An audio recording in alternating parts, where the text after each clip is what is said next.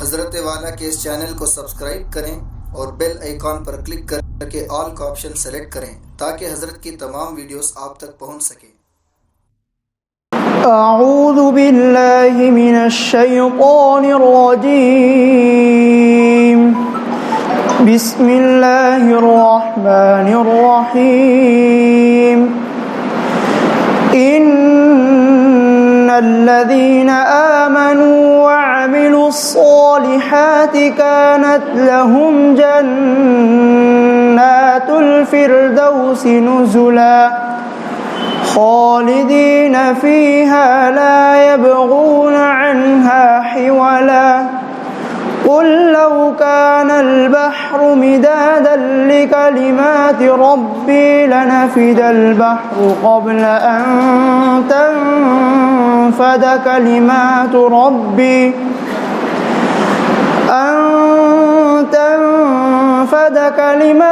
ربي ولو جئنا بمثله مددا قل إنما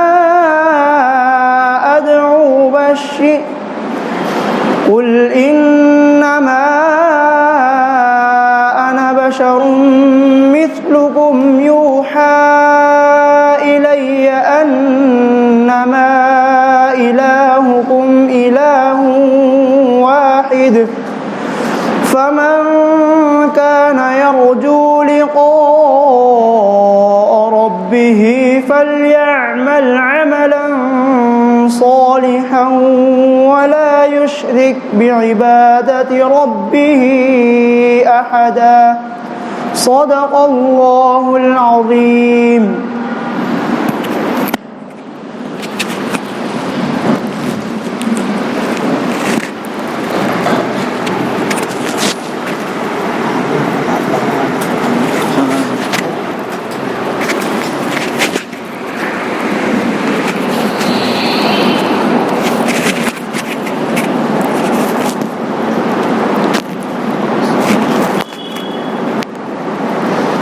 الحمد لله رب العالمين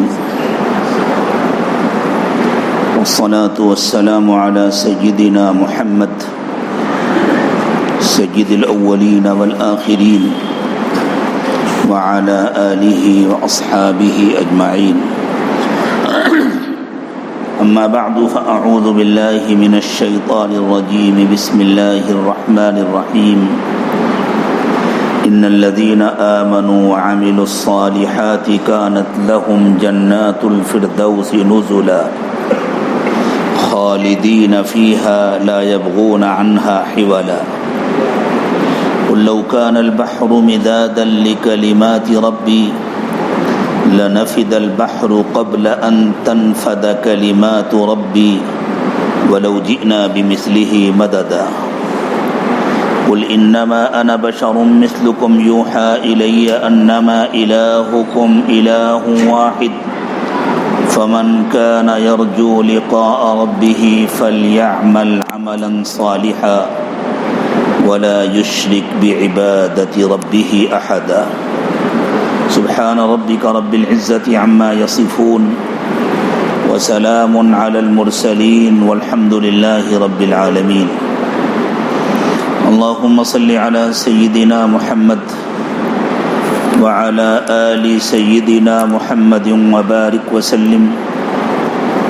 اللهم صل على سيدنا محمد وعلى آل سيدنا محمد وبارك وسلم۔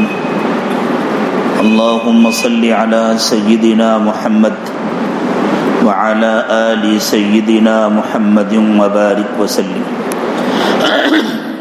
جن کی تلاوت کی گئی ان میں اللہ تعالیٰ نے 2-3 اہم باتیں بیان فرمائی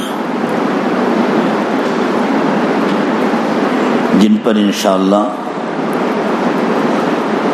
روشنی ڈالنے کی کوشش کی جائے گی۔ سب سے پہلے تو یہ بتلایا اللہ نے کہ جنت کس کو ملے گی۔ نمبر 1، اللہ کرے ہم سب کو ملے، آئے اسی لیے یہاں، لیکن اللہ نے جنت میں جانے کی جو شرط بتلا دی ہے، اگر واقعی ہم سنجیدہ ہیں جنت میں جانے کے لیے تو پھر ہم کو وہ شرط پوری کرنی پڑے گی۔ اس کے سلسلے میں ہماری زندگی میں جو کمی ہے ہمیں ابھی اسی وقت اس کمی کو دور کرنے کی نیت کرنی ہوگی۔ تو پہلی بات تو یہ ہے کہ جنت کس کو ملے گی۔ دوسری بات یہ ہے کہ جنتی جنت میں ہمیشہ رہیں گے۔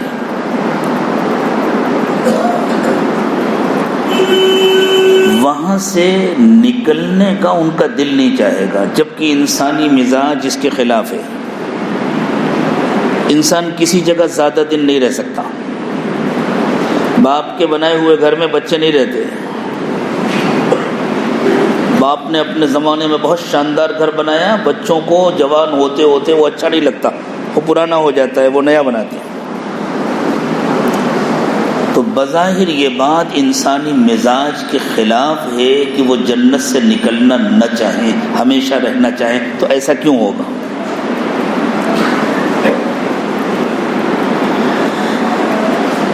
آج انشاءاللہ قرآن پاک کی بیان کی ہوئی ان حقیقتوں کو ہم سمجھنے کی کوشش کریں۔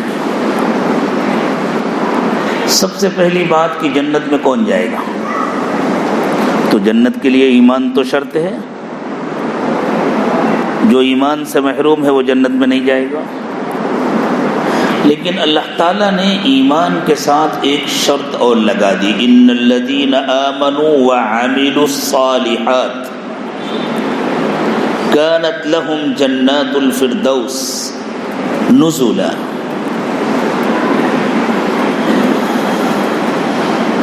کہ وہ لوگ جو ایمان والے ہیں اور جو عمل صالح کرنے والے ہیں، میں نے جان بوجھ کر یہ لفظ استعمال کیا ہے، ورنہ اس کی جگہ پر یوں بھی کہا جا سکتا تھا کہ جو نیک عمل کرنے والے ہیں، لیکن شاید تعبیر کی اس تبدیلی کے بعد بات کا سمجھنا اور سمجھانا دشوار ہوتا، اس لیے میں نے قصداً یہ تعبیر اختیار کی ہے، وہ لوگ جو ایمان والے ہیں اور عمل صالح کرنے والے ہیں، جنت میں ان کی مہمان نوازی ہوگی، وہ جنت میں مہمان بن کر رہیں گے اور ہمیشہ رہیں گے۔ ایک ایک لفظ اپنے اندر معانی کے سمندر لیے ہوئے۔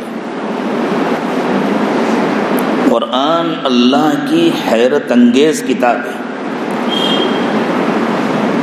قرآن کے ایک ایک لفظ میں اتنے معانی ہوتے ہیں کہ بسا اوقات بعض لکھنے والوں نے ایک ایک لفظ پر پوری پوری کتاب لکھی ہے، اور اس کے بعد بھی انہیں یہ کہنا پڑا کہ حق تو یہ ہے کہ حق ادا نہ ہوا۔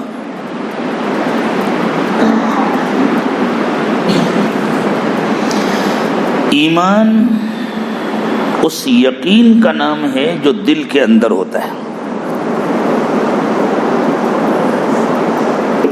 دل میں کیا ہے کیا نہیں ہے وہ تو اللہ کو معلوم ہے۔ انسان زبان سے جب کسی بات کا اظہار کرتا ہے تو کبھی وہ اظہار دل کے اندر چھپی ہوئی حقیقت کے موافق ہوتا ہے، یعنی زبان اور دل ایک دوسرے کا ساتھ دیتے ہیں، اور کبھی وہ اظہار اس کے خلاف ہوتا ہے۔ ہمارے پاس تو کوئی آلہ نہیں ہے نا جس سے ہم یہ ناپ سکیں کہ زبان سے جو بات کہی جا رہی ہے وہی دل میں ہے یا نہیں، لیکن اللہ نے یہ بات بتلا دی کہ اگر زبان سے انسان کوئی ایسی بات کہہ رہا ہے جو دل میں نہیں ہے تو وہ جھوٹا ہے، چاہے بات سچی ہو۔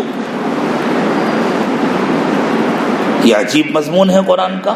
ایک شخص ایک بات کہہ رہا ہے، بات بالکل سچی ہے، اور کہنے والا جھوٹا ہے،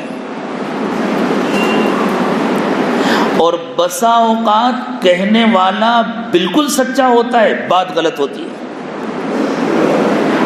ہمیں بار بار اس کا تجربہ ہوتا ہے، کہنے والا سچا ہوتا ہے، بات جھوٹی ہوتی ہے۔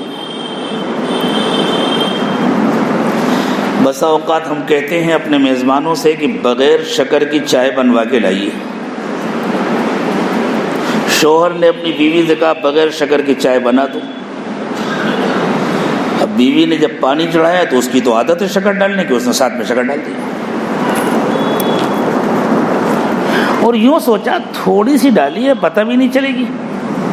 اب جو لوگ 5 چمچ شکر ڈالتے ہوں ایک کپ میں، ان کے لیے تو 1 چمچ تھوڑی سی ہوئی نا، 1/5 ہوئی، اور جس کو آدھی چمچی شکر زیادہ لگتی ہو اس کے لیے تو ڈبل ہو گئی۔ اب بیوی نے شوہر کو چائے پکڑا دی، شوہر مطمئن ہے شکر نہیں پڑی، اور بیوی نے بتلایا بھی نہیں کہ تھوڑی سی ڈالی ہے، اس نے اپنی دانستہ میں تھوڑی سی ڈالی ہے، حالانکہ وہ تھوڑی سی نہیں بہت سی ہے۔ تو چائے بغیر شکر کی نہیں ہے نا۔ اب یہ شوہر لے کر کے آتا ہے، کہتا ہے حضرت بغیر شکر کی چائے ہے، تو وہ آدمی تو جھوٹا نہیں ہے، وہ یہی سمجھ رہا ہے، لیکن بات جھوٹی ہے۔ بات سمجھ میں آ گئی نا؟ ایسا ہوتا رہتا ہے، وہ شخص جھوٹا نہیں ہے، وہ جان بوجھ کے جھوٹ نہیں بول رہا، وہ یہی سمجھ رہا ہے کہ چائے پھیکی ہے، حالانکہ پھیکی نہیں ہے۔ کبھی اس کا الٹا ہوتا ہے، بات سچی ہوتی ہے، کہنے والا جھوٹا ہوتا ہے۔ جیسے حضرت محمد صلی اللہ علیہ وسلم اللہ کے رسول ہیں، کائنات میں اللہ کی وحدانیت کے بعد اس سے زیادہ سچی کوئی بات ہو سکتی ہے؟ لیکن جب منافقین آتے تھے اور آ کر گواہی دیتے تھے کہ آپ اللہ کے رسول ہیں، تو ان کے دل میں یہ بات ہوتی تھی کہ آپ اللہ کے رسول نہیں ہیں، تو وہ جھوٹے تھے۔ قرآن نے گواہی دی، اذا جاءک المنافقون قالوا نشہد انک لرسول اللہ۔ کسی بات کو تاکید در تاکید سے کہنے کے جتنے طریقے ہو سکتے تھے وہ سب استعمال کرتے تھے۔ ہم اردو میں یوں کہیں کہ منافقین آ کر کہتے ہیں ہم اللہ کی قسم کھا کر کہہ رہے ہیں کہ آپ اللہ کے رسول ہیں۔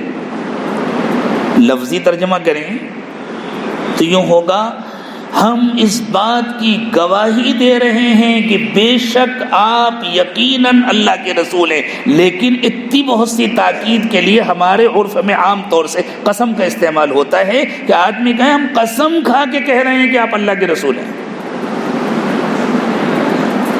اللہ نے فرمایا واللہ یعلم انک لرسول، ہاں اللہ کو معلوم ہے کہ آپ اس کے رسول ہیں، یہ بات بالکل سچی ہے۔ واللہ یشہد ان المنافقین لکاذبون، لیکن اللہ قسم کھا کے کہہ رہے ہیں کہ یہ کہنے والے جھوٹے ہیں۔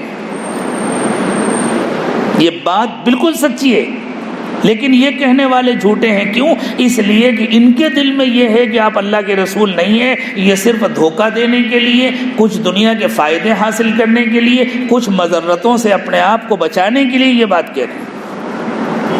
پکڑے نہ جائیں، سزا نہ ملے، بائیکاٹ نہ ہو جائے۔ ان منافقین کا مسئلہ یہ تھا کہ ان کے خاندانوں کے اکثر لوگ تو مسلمان ہو چکے تھے۔ اب اگر وہ یوں کہیں کہ ہم مسلمان نہیں ہوئے تو ان کی بیٹیوں سے شادی کون کرے گا؟ ان کے بچوں کو اپنی بیٹی کون دے گا؟ کس کے محلے میں رہیں گے؟ کس کے ساتھ لین دین کریں گے؟ کس کے ساتھ اٹھیں گے بیٹھیں گے؟ اس وجہ سے وہ اپنے کفر کو دل کے اندر چھپائے رکھتے تھے۔ ان کا ذاتی مفاد تھا اپنے کو مسلمان کہنے میں، لیکن ان کے دل میں یہ نہیں تھا کہ حضرت محمد صلی اللہ علیہ وسلم اللہ کے رسول ہیں۔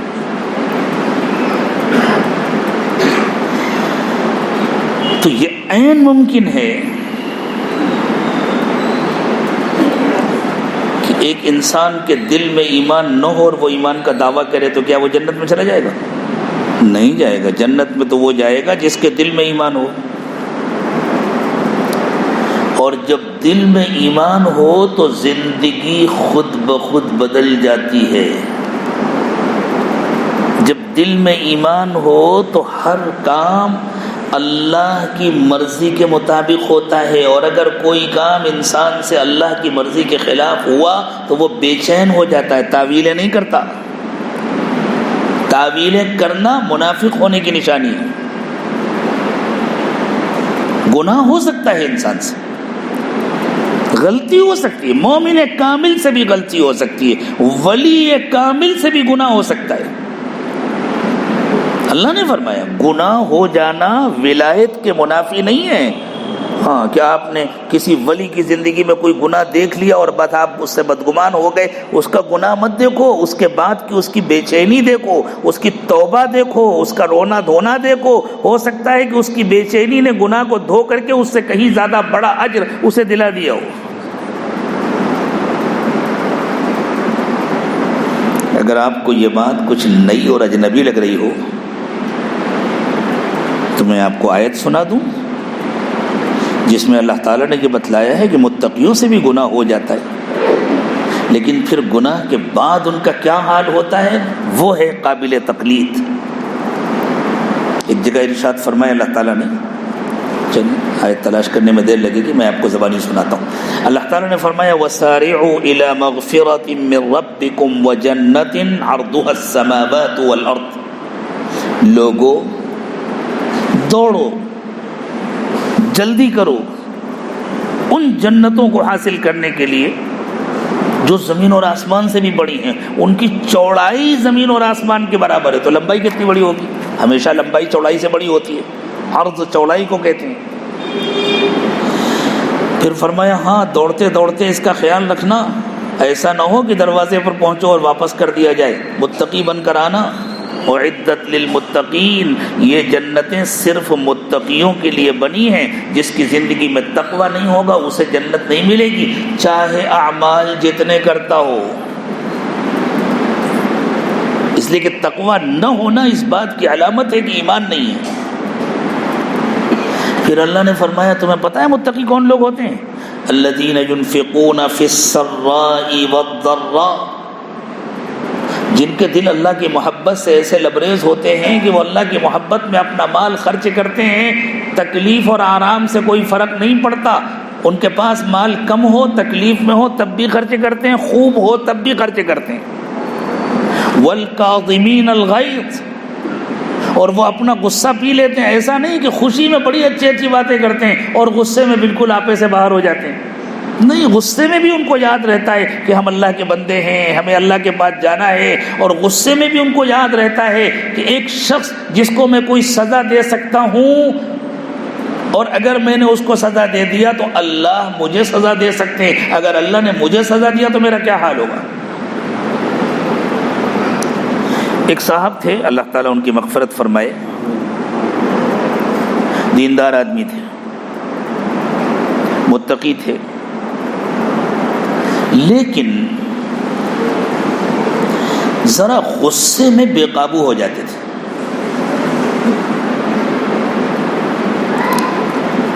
ایک بیوی کی چھٹی کر چکے تھے اپنے غصے کی وجہ سے، دوسری تھی ان کے نکاح میں۔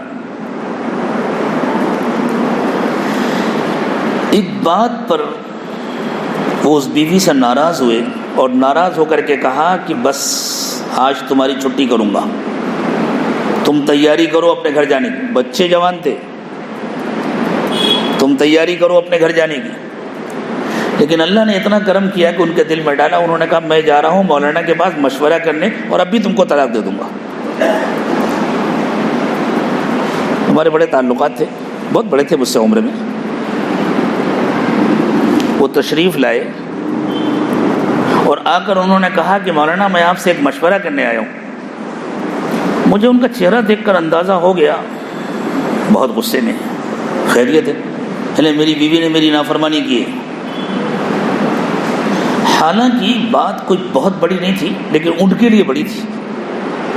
میری بیوی نے میری نافرمانی کی ہے اور میں اس سے کہہ کر کے آیا ہوں اس کو تم کو طلاق دے دوں گا، اور میں اس سے کہہ کے آیا ہوں تم اپنا سامان تیار کرو، بس میرے گھر میں تمہارا آخری دن ہو۔ اور وہ تو بیچاری بیٹھ کے رو رہی تھی، اسے یقین تھا یہ جو کہہ رہے ہیں یہ کریں گے۔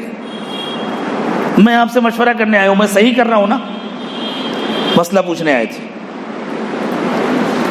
تو میں نے ان سے کہا بالکل صحیح کر رہے ہیں، اس لیے کہ مجھے ڈر لگا اگر میں نے کہہ دیا کہ نہیں آپ غلط کر رہے ہیں تو یہ ابھی کھڑے کھڑے سب کر ڈالیں گے۔ میں نے کہا بالکل صحیح کر رہے ہیں، تو ان کو اطمینان ہوا تائید ملے گی، تو تھوڑا سا غصہ کم ہو گیا۔ میں نے اپنے بچے سے کہا کہ بیٹا پانی لے کر کے آؤ. بچے ان کو نانا کہتے تھے بس تعلقات کی وجہ سے. میں نے کہا اپنے نانا کو پانی لا کے پلاؤ. بچہ میں نے کہا پہلے آپ پانی پیجیے پھر بات کرتے ہیں. کھڑے تھے, بیٹھ گئے. حالت بدلنے سے غصے پر فرق آتا ہے. پھر پانی پیا, تھوڑا اور ٹھنڈا ہو گیا. اس کے بعد میں نے کہا دیکھیں آپ کا فیصلہ بالکل درست ہے, آپ کی بیوی کو آپ کا کہنا ماننا چاہیے, آپ کو سزا دینے کا پورا پورا حق ہے. اب ٹھنڈا ہو رہا ہے, ان کا ٹمپریچر کم ہو رہا ہے, وہ سمجھ رہے ہیں میں ان کی تاکید کروں. بس مجھے ایک بات بتلا دیجیے, آپ سے زندگی میں کبھی کوئی گناہ تو نہیں ہوا؟ کہنے کہ کیا مطلب؟ میں نے کہا اگر قیامت کے دن اللہ نے آپ کا نام لے کر پوچھا تمہاری بیوی نے تمہاری نافرمانی کی, تمہیں معاف کرنا نہیں آتا تھا نا, صحیح کیا تم نے, سزا دیا. تم نے میری نافرمانی کی تھی, مجھے بھی تم کو معاف کرنا نہیں آتا, میں تم کو سزا دوں گا, بتلاؤ سزا بھگتنے کے لیے تیار ہوں؟ وہ تو زاروں قطار رونے لگے, کہنے کہ نہیں مولانا میں اللہ کی سزا نہیں بھگت سکتا. پھر میں نے کہا اللہ کے نبی صلی اللہ علیہ وسلم نے فرمایا الراحمون یرحمہم الرحمن, جنہیں معاف کرنا آتا ہو وہ اللہ سے معافی کی امید رکھیں, اور جنہیں معاف کرنا نہیں آتا وہ امید نہ رکھیں کہ اللہ ان کو معاف کریں گے. بس روتے ہوئے انہوں نے ہاتھ پکڑا, کہنے کہ مولانا گواہ رہیے گا میں نے اپنی بیوی کو معاف کر دیا, اب میں کبھی غصہ نہیں کروں گا. وہ گھر واپس گئے, آنسوؤں کے ساتھ انہوں نے اپنی بیوی سے معذرت کی, اور بعد میں اللہ تعالیٰ نے ان کے گھر کا ماحول بالکل بدل دیا. یہ کیوں بھول جاتا ہے آدمی غصے میں کہ میں اگر کسی کو سزا دے سکتا ہوں تو کوئی ہے جو مجھے بھی سزا دے سکتا ہے, میں اگر کسی کو تھپڑ مار سکتا ہوں تو کوئی ہے جو مجھے ایسا تھپڑ مار سکتا ہے کہ میں ساری زندگی تڑپتا رہوں, کوئی ہے جو مجھے ہمیشہ کے لیے اٹھا کر جہنم میں ڈال سکتا ہے. جو اللہ سے ڈرنے والے ہیں وہ غصے میں بھی اپنے کو قابو میں رکھتے ہیں, انہیں معاف کرنا آتا ہے. والکاظمین الغیظ, وہ غصے کو پی لیتے ہیں. والعافین عن الناس, اور لوگوں کو معاف کر دیتے ہیں. ہم سب کا یہی حال ہوتا ہے نا, بڑے دیندار ہیں لیکن ذرا مزاج کے خلاف کچھ ہوا بالکل آپے سے باہر ہو گئے. کیوں؟ اس لیے کہ اللہ کی پکڑ کا یقین نہیں ہے, اللہ کے سامنے کھڑے ہونے کا یقین نہیں ہے. جس کو اس کی امید ہے کہ اللہ مجھے معاف کر دے, ہم صبح سے شام تک کتنے گناہ کرتے ہیں, کتنی غلطیاں کرتے ہیں, اسی امید پہ تو جیتے ہیں کہ اللہ مہربانی فرمائیں گے, اللہ معاف کر دیں گے. جو دنیا میں انسانوں پر مہربانی نہیں کر سکتا وہ اللہ سے مہربانی کی امید کیوں رکھتا ہے؟ تو اللہ نے فرمایا جنت متقیوں کو ملے گی, اور متقی کون ہے؟ والکاظمین الغیظ, ہر حال میں اپنا پیسہ خرچ کرتے ہیں, ضرورت مندوں کی مدد کرتے ہیں, غصہ پی لیتے ہیں. والعافین عن الناس, اور لوگوں کو معاف کرتے ہیں. واللہ یحب المحسنین, اور ایسے بھلے کام کرنے والوں کو اللہ بہت چاہتے ہیں. اللہ ہمیں اور آپ کو بھی اپنا محبوب بنا لے. اگلا جملہ سنیے, اللہ نے فرمایا اور تمہیں پتہ ہے متقی کون ہے؟ والذین اذا فعلوا فاحشة او ظلموا انفسهم, متقی وہ ہیں کہ جب ان سے کوئی گناہ کبیرہ ہو جاتا ہے. گناہ کبیرہ اور متقی, قرآن گواہی دے رہا ہے متقی وہ ہیں کہ اگر ان سے کوئی گناہ کبیرہ ہو جاتا ہے, وہ اپنے اوپر کوئی ظلم کر بیٹھتے ہیں, استغفر اللہ او ذکر والذین اذا فعلوا فاحشة او ظلموا انفسهم ذکروا اللہ فاستغفروا لذنوبهم, وہ فوراً اللہ کو یاد کرتے ہیں اور اپنے گناہ کی معافی مانگتے ہیں. ومن یغفر الذنوب الا اللہ, اور اللہ نہیں معاف کریں گے تو گناہوں کو کون معاف کرے گا؟ تو پتہ چلا کہ مومن سے گناہ ہو جانا کوئی بڑی بات نہیں ہے, گناہ کی تعویل کرنا نفاق کی علامت ہے. گناہ کی تعویل کرنا اور آئندہ بھی گناہ کرتے رہنا, یہ اس بات کی علامت ہے کہ دل میں ایمان نہیں ہے. ورنہ انسان ہے, کمزور ہے, اگر گناہ ہو گیا اسے بے چینی ہوتی ہے, اسے پریشانی ہوتی ہے, وہ اللہ کو یاد کرتا ہے, اسے الجھن ہوتی ہے, اب میں اللہ کو کیا منہ دکھاؤں گا, اب کیسے اللہ کے سامنے جاؤں گا. وہ روتا ہے, گڑ گڑاتا ہے, اللہ تعالیٰ معاف کر دیتے ہیں, اور آئندہ اللہ تعالیٰ اس کی حفاظت کا انتظام کرتے ہیں. تو ایمان جب دل میں ہوتا ہے تو زندگی بدلتی ہے. اعمالات اعمال ایمان کا تقاضا ہے. پھر نماز آتی ہے، روزہ آتا ہے، حج آتا ہے، زکوٰۃ آتی ہے، صدقات آتے ہیں. زندگی گناہوں سے خالی ہوتی ہے، جھوٹ نکلتا ہے، غیبت نکلتی ہے، لڑائی جھگڑا نکلتا ہے.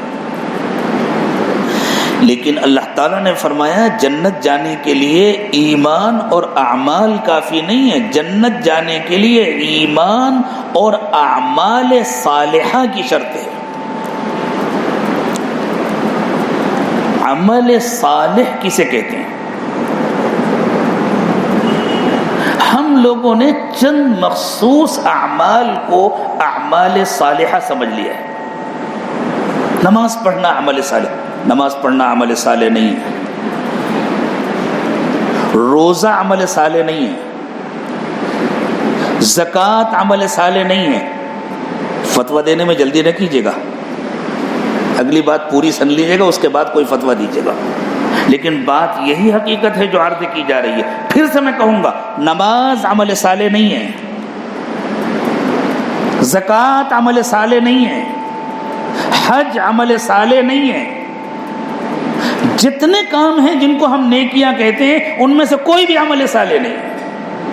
مسجد بنانا عمل صالح نہیں ہے، مدرسہ بنانا عمل صالح نہیں ہے، خانقاہ بنانا عمل صالح نہیں ہے، تسبیح پڑھنا عمل صالح نہیں ہے، اللہ کے راستے میں چلہ اور 4 مہینہ لگانا عمل صالح نہیں ہے. ہاں یہ سب عمل صالح بن سکتے ہیں. کب بنیں گے؟ جب عمل کرنے والے کا قلب صالح ہوگا تب بنیں گے. عمل صالح کا تعلق قلب صالح سے ہے. الا ان فی جسدکم لمضغہ اذا صلحت صلح الجسد كله واذا فسدت فسد الجسد كله الا وهي القلب. اللہ کے نبی صلی اللہ علیہ وسلم نے فرمایا تمہارے جسم میں گوشت کا ایک ٹکڑا ہے، وہ صالح ہو تو ساری زندگی صالح ہوتی ہے، وہ فاسد ہو تو ساری زندگی فاسد ہوتی ہے. اس کو اردو میں کہیے وہ ٹھیک ہو تو پوری زندگی ٹھیک ہوتی ہے. عمل صالح کا مطلب ہے ٹھیک عمل، وہ بگڑے تو پوری زندگی بگڑتی ہے. آج مسلمانوں کا، خاص طور سے دیندار مسلمانوں کا سارا بگاڑ اسی لیے ہے کہ اس نقطے کو فراموش کر دیا گیا ہے. ہم نے اعمال کو ان کی ذات کے اعتبار سے صالح سمجھ لیا ہے. کوئی عمل اپنی ذات کے اعتبار سے صالح نہیں ہوتا. اگر نمازی کا قلب صالح ہے تو اس کی نماز عمل صالح ہے، اور اگر قلب فاسد ہے تو اس کی نماز عمل فاسد ہے. اگر روزے دار کا قلب صالح ہے تو اس کا روزہ عمل صالح ہے، اور اگر اس کا دل بگڑا ہوا ہے تو اس کا روزہ عمل فاسد ہے. زکوٰۃ دینے والے کا قلب اگر صالح ہے تو اس کی زکوٰۃ عمل صالح ہے، اور اگر اس کا قلب فاسد ہے تو اس کی زکوٰۃ انفاق فاسد ہے. حج کرنے والے کا اگر دل صالح ہے تو اس کا حج عمل صالح ہے، ورنہ اس کا حج عمل فاسد ہے. اور جنت میں جانے کے لیے ایمان کے ساتھ عمل صالح کرتے ہیں. یہ میری کہی ہوئی بات نہیں ہے، میرے شیخ کی، کسی سلسلے کے بزرگ کی، کسی امام کی، کسی مجتہد کی کہی ہوئی بات نہیں ہے. یہ امام الانبیاء سید المرسلین محمد الرسول اللہ صلی اللہ علیہ وسلم کی کہی ہوئی بات ہے. یہ قرآن پاک کی وہ تفسیر ہے جو حضرت محمد صلی اللہ علیہ وسلم نے فرمائی ہے، اور حضرت محمد صلی اللہ علیہ وسلم پر قرآن کی طرح قرآن کی تفسیر بھی اللہ نے نازل فرمائی ہے. اللہ تعالیٰ نے ارشاد فرمایا ثم ان علینا جمعه وقرآنه فاذا قرأناه فاتبع قرآنه ثم ان علینا بیانه. ہم آپ کو قرآن پڑھائیں گے بھی اور ہم آپ کو قرآن کے معانی سکھائیں گے بھی. یہ جو حضور اکرم صلی اللہ علیہ وسلم نے فرمایا اذا صلحت صلح الجسد كله واذا فسدت فسد الجسد كله، یہ قرآن میں جہاں جہاں بھی عمل صالح کا تذکرہ ہے حضور اکرم صلی اللہ علیہ وسلم نے اس کی یہ تفسیر فرمائی ہے جو آپ کو اللہ تعالی نے سکھائی ہے. اس لیے میرے دوستو ہمیں اپنا قلب صالح بنانے کی محنت کرنی ہی پڑے گی اگر جنت چاہیے تو۔ یہ کوئی نفلی کام نہیں ہے، یہ کوئی اضافی کام نہیں ہے۔ یہ میں نے ترجمہ کیا نفلی کا تاکہ بات سمجھ میں آ جائے۔ عربی میں نفل اضافی کام کو کہتے ہیں۔ یہ کوئی اضافی کام نہیں کہ ٹھیک ہے موقع مل جائے تو کر لو، جیسے دال روٹی کھاتے ہیں کبھی دل چاہے تو بریانی کھا لو، ایسا نہیں ہے۔ قلب کو صالح بنائے بغیر انسان جنت کا تصور نہیں کر سکتا۔ اللہ ہم سب کو جنت نصیب فرمائے۔ جب قلب صالح ہوگا تو عمل بھی صالح ہوگا، اور عمل کے صلاح میں فرق ہوتا ہے، اور عمل کی قیمت اس کے صلاح کے اعتبار سے متعین ہوتی ہے۔ مغرب کی 3 رکعت نماز سب نے پڑھی، مقدار میں کوئی فرق نہیں، قیمت میں فرق ہے۔ اچھا بتلائیں، نبی صلی اللہ علیہ وسلم بھی تو 3 ہی رکعت پڑھتے تھے نا، صحابہ کرام بھی تو 3 ہی پڑھتے تھے نا مغرب کی، اور تابعین بھی 3 ہی پڑھتے تھے، اور ہم بھی 3 پڑھتے ہیں۔ ہماری 3 رکعت تابعین کی 3 رکعت کے برابر ہو سکتی ہے؟ تابعین کی 3 رکعت مغرب کی صحابہ کے 3 رکعت کے برابر ہو سکتی ہے؟ اور صحابہ کی مغرب کی 3 رکعت رسول اللہ صلی اللہ علیہ وسلم کی 3 رکعت کے برابر ہو سکتی ہے؟ تو سب کی 3 ہی رکعت ہے، تو یہ فرق کہاں سے ہوا؟ یہ فرق قلب کا ہے۔ بعد والوں کا قلب صحابہ کے قلب جیسا نہیں ہو سکتا، اس لیے کہ صحابہ کے قلوب کی تربیت ہوئی تھی، صحابہ کے قلوب کی اصلاح ہوئی تھی خود رسول اللہ صلی اللہ علیہ وسلم کے ذریعے، اور خود صحابہ کرام کا قلب رسول اکرم صلی اللہ علیہ وسلم کے قلب جیسا نہیں ہو سکتا۔ اسی لیے اللہ کے نبی صلی اللہ علیہ وسلم نے فرمایا بعد والے بڑی مقدار میں صدقہ کریں، پہاڑ کے برابر صدقہ کریں، اور میرا کوئی صحابی 1 مٹھی دانہ صدقہ کرے، بعد والے کا پہاڑ کے برابر صدقہ میرے صحابی کے 1 مٹھی دانے کے صدقے کی برابری نہیں کر سکتا۔ یہ فرق کہاں سے آیا؟ یہ فرق مقدار سے نہیں ہے، یہ فرق ظاہری قیمت کے اعتبار سے نہیں ہے، یہ فرق قلب کے صلاح کی وجہ سے ہے۔ اللہ ہمارے قلب کو بہت صالح بنا دے۔ تو میرے دوستو، اللہ تعالیٰ نے جنت کے لیے ایمان اور اعمال صالحہ کی شرط لگا دی۔ اعمال صالحہ کے معنی ہم نے سمجھ لیے۔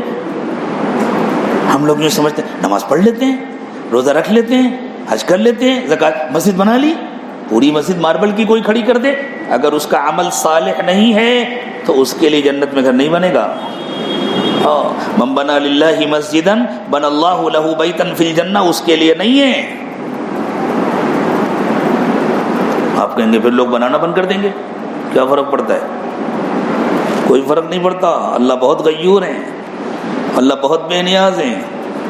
جسے کرنا ہے اللہ کے لیے کرے، ورنہ اپنی دولت لے کر مرے، لے جائے اپنی قبر پکی بنائے سونے چاندی کی۔ جسے بنانا ہے اللہ کے لیے بنائے، مسجد بنانا ہے اللہ کے لیے بنائے، مدرسہ بنانا ہے اللہ کے لیے بنائے، نماز پڑھنی ہے اللہ کے لیے پڑھے، روزہ رکھنا ہے اللہ کے لیے رکھے، حج کرنا ہے اللہ کے لیے کرے، ورنہ پیسے نہ ضائع کرے، عمرہ کرنا ہے اللہ کے لیے کرے، جو کام کرنا ہے اللہ کے لیے کرے۔ اور اللہ کے لیے کام اسی وقت ہوگا جب دل اللہ کی محبت سے لبریز ہوگا، جب دل سے دنیا کی محبت نکل جائے گی، پھر تعویلیں نہیں ہوتی۔ یہ جو ہوتا ہے نا، ایک آدمی ایک نیکی کا کام کر رہا ہے، اس کے ساتھ دوسرا گناہ بھی کر رہا ہے، اور یہ گناہ کمزوری کی وجہ سے نہیں ہو رہا، اتفاق سے نہیں ہو رہا، اس گناہ کو ڈٹائی سے کر رہا ہے، اس کی تعویلیں کر رہا ہے۔ یہ کیوں ہے؟ اس لیے کہ عمل بنا ہے، دل نہیں بنا ہے۔ اللہ کے یہاں اس عمل کی کوئی قیمت نہیں ہے۔ اسی لیے اللہ تعالیٰ نے بعض لوگوں کے بارے میں فرمایا وہ قیامت کے دن اللہ کے پاس آئیں گے فَلَنُقِيمُ لَهُمْ يَوْمَ الْقِيَامَةِ وَزْنًا، اللہ قیامت کے دن ان کے کسی عمل کو کوئی وزن نہیں دیں گے، ان کے اعمال اڑ جائیں گے، ان کے اعمال کا کوئی وزن نہیں ہوگا۔ کیوں؟ اس لیے کہ دنیا والوں نے دیکھا ہوگا اب انہوں نے تو جامع مسجد بنائی، انہوں نے تو شہر کی سب سے بڑی مسجد بنائی، اور انہوں نے تو اتنے مدرسے بنائے، اور اتنے غریبوں کو کھانا کھلایا، اور اتنی بیواؤں کا نکاح کرایا، اور اتنا یہ کیا اور یہ کیا اور یہ کیا۔ وہ سب کچھ جو آج امت کر رہی ہے وہ دیکھنے میں نظر آئے گا، لیکن قلب صالح نہیں تھا، قلب کے اندر کبر تھا، قلب کے اندر بڑائی تھی، قلب کے اندر اللہ کی محبت نہیں تھی، قلب کے اندر دنیا کی محبت تھی۔ قرآن کہتا ہے، اللہ نے فرمایا فَلَا نُقِيمُ لَهُمْ يَوْمَ الْقِيَامَةِ وَزْنًا، ہم قیامت کے دن ان کے کسی عمل کو کوئی وزن نہیں دیں گے۔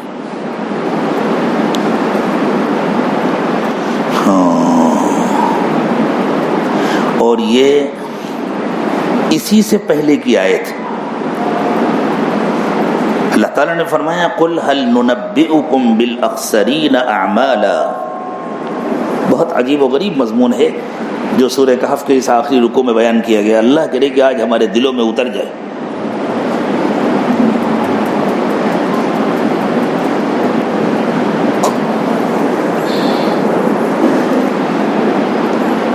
یہ خاص ایمان والوں کے لیے ہیں یہ آیات کریمہ،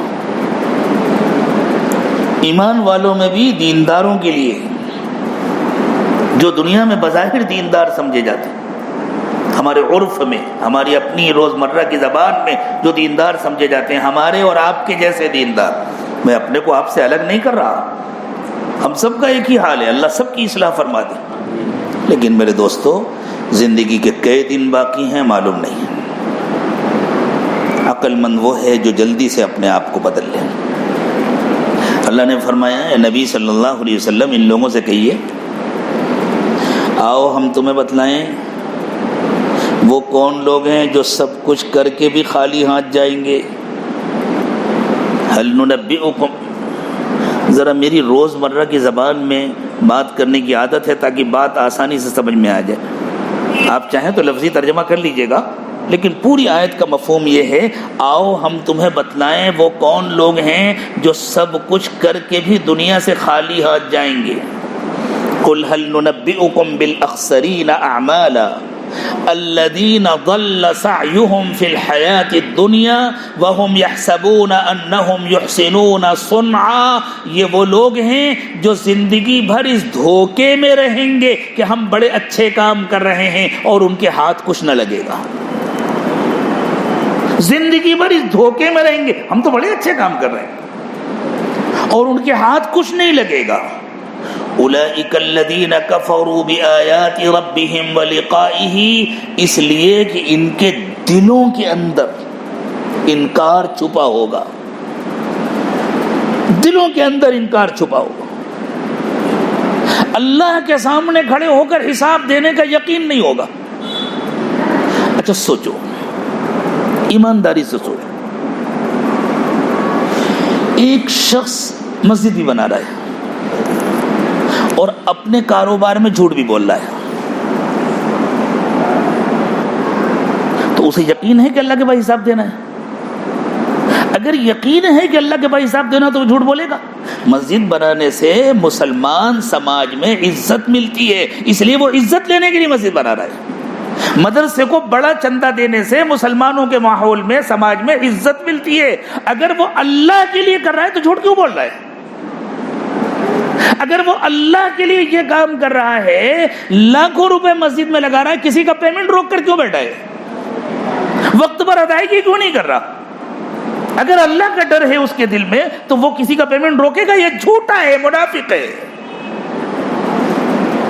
کسی کو اپنے سماج میں مندر بنا کر عزت ملتی ہے، کسی کو اپنے سماج میں مسجد بنا کر عزت ملتی ہے، کسی کو اپنے سماج میں اسپتال بنا کر عزت ملتی ہے، کسی کو اپنے سماج میں مدرسہ بنا کر عزت ملتی ہے۔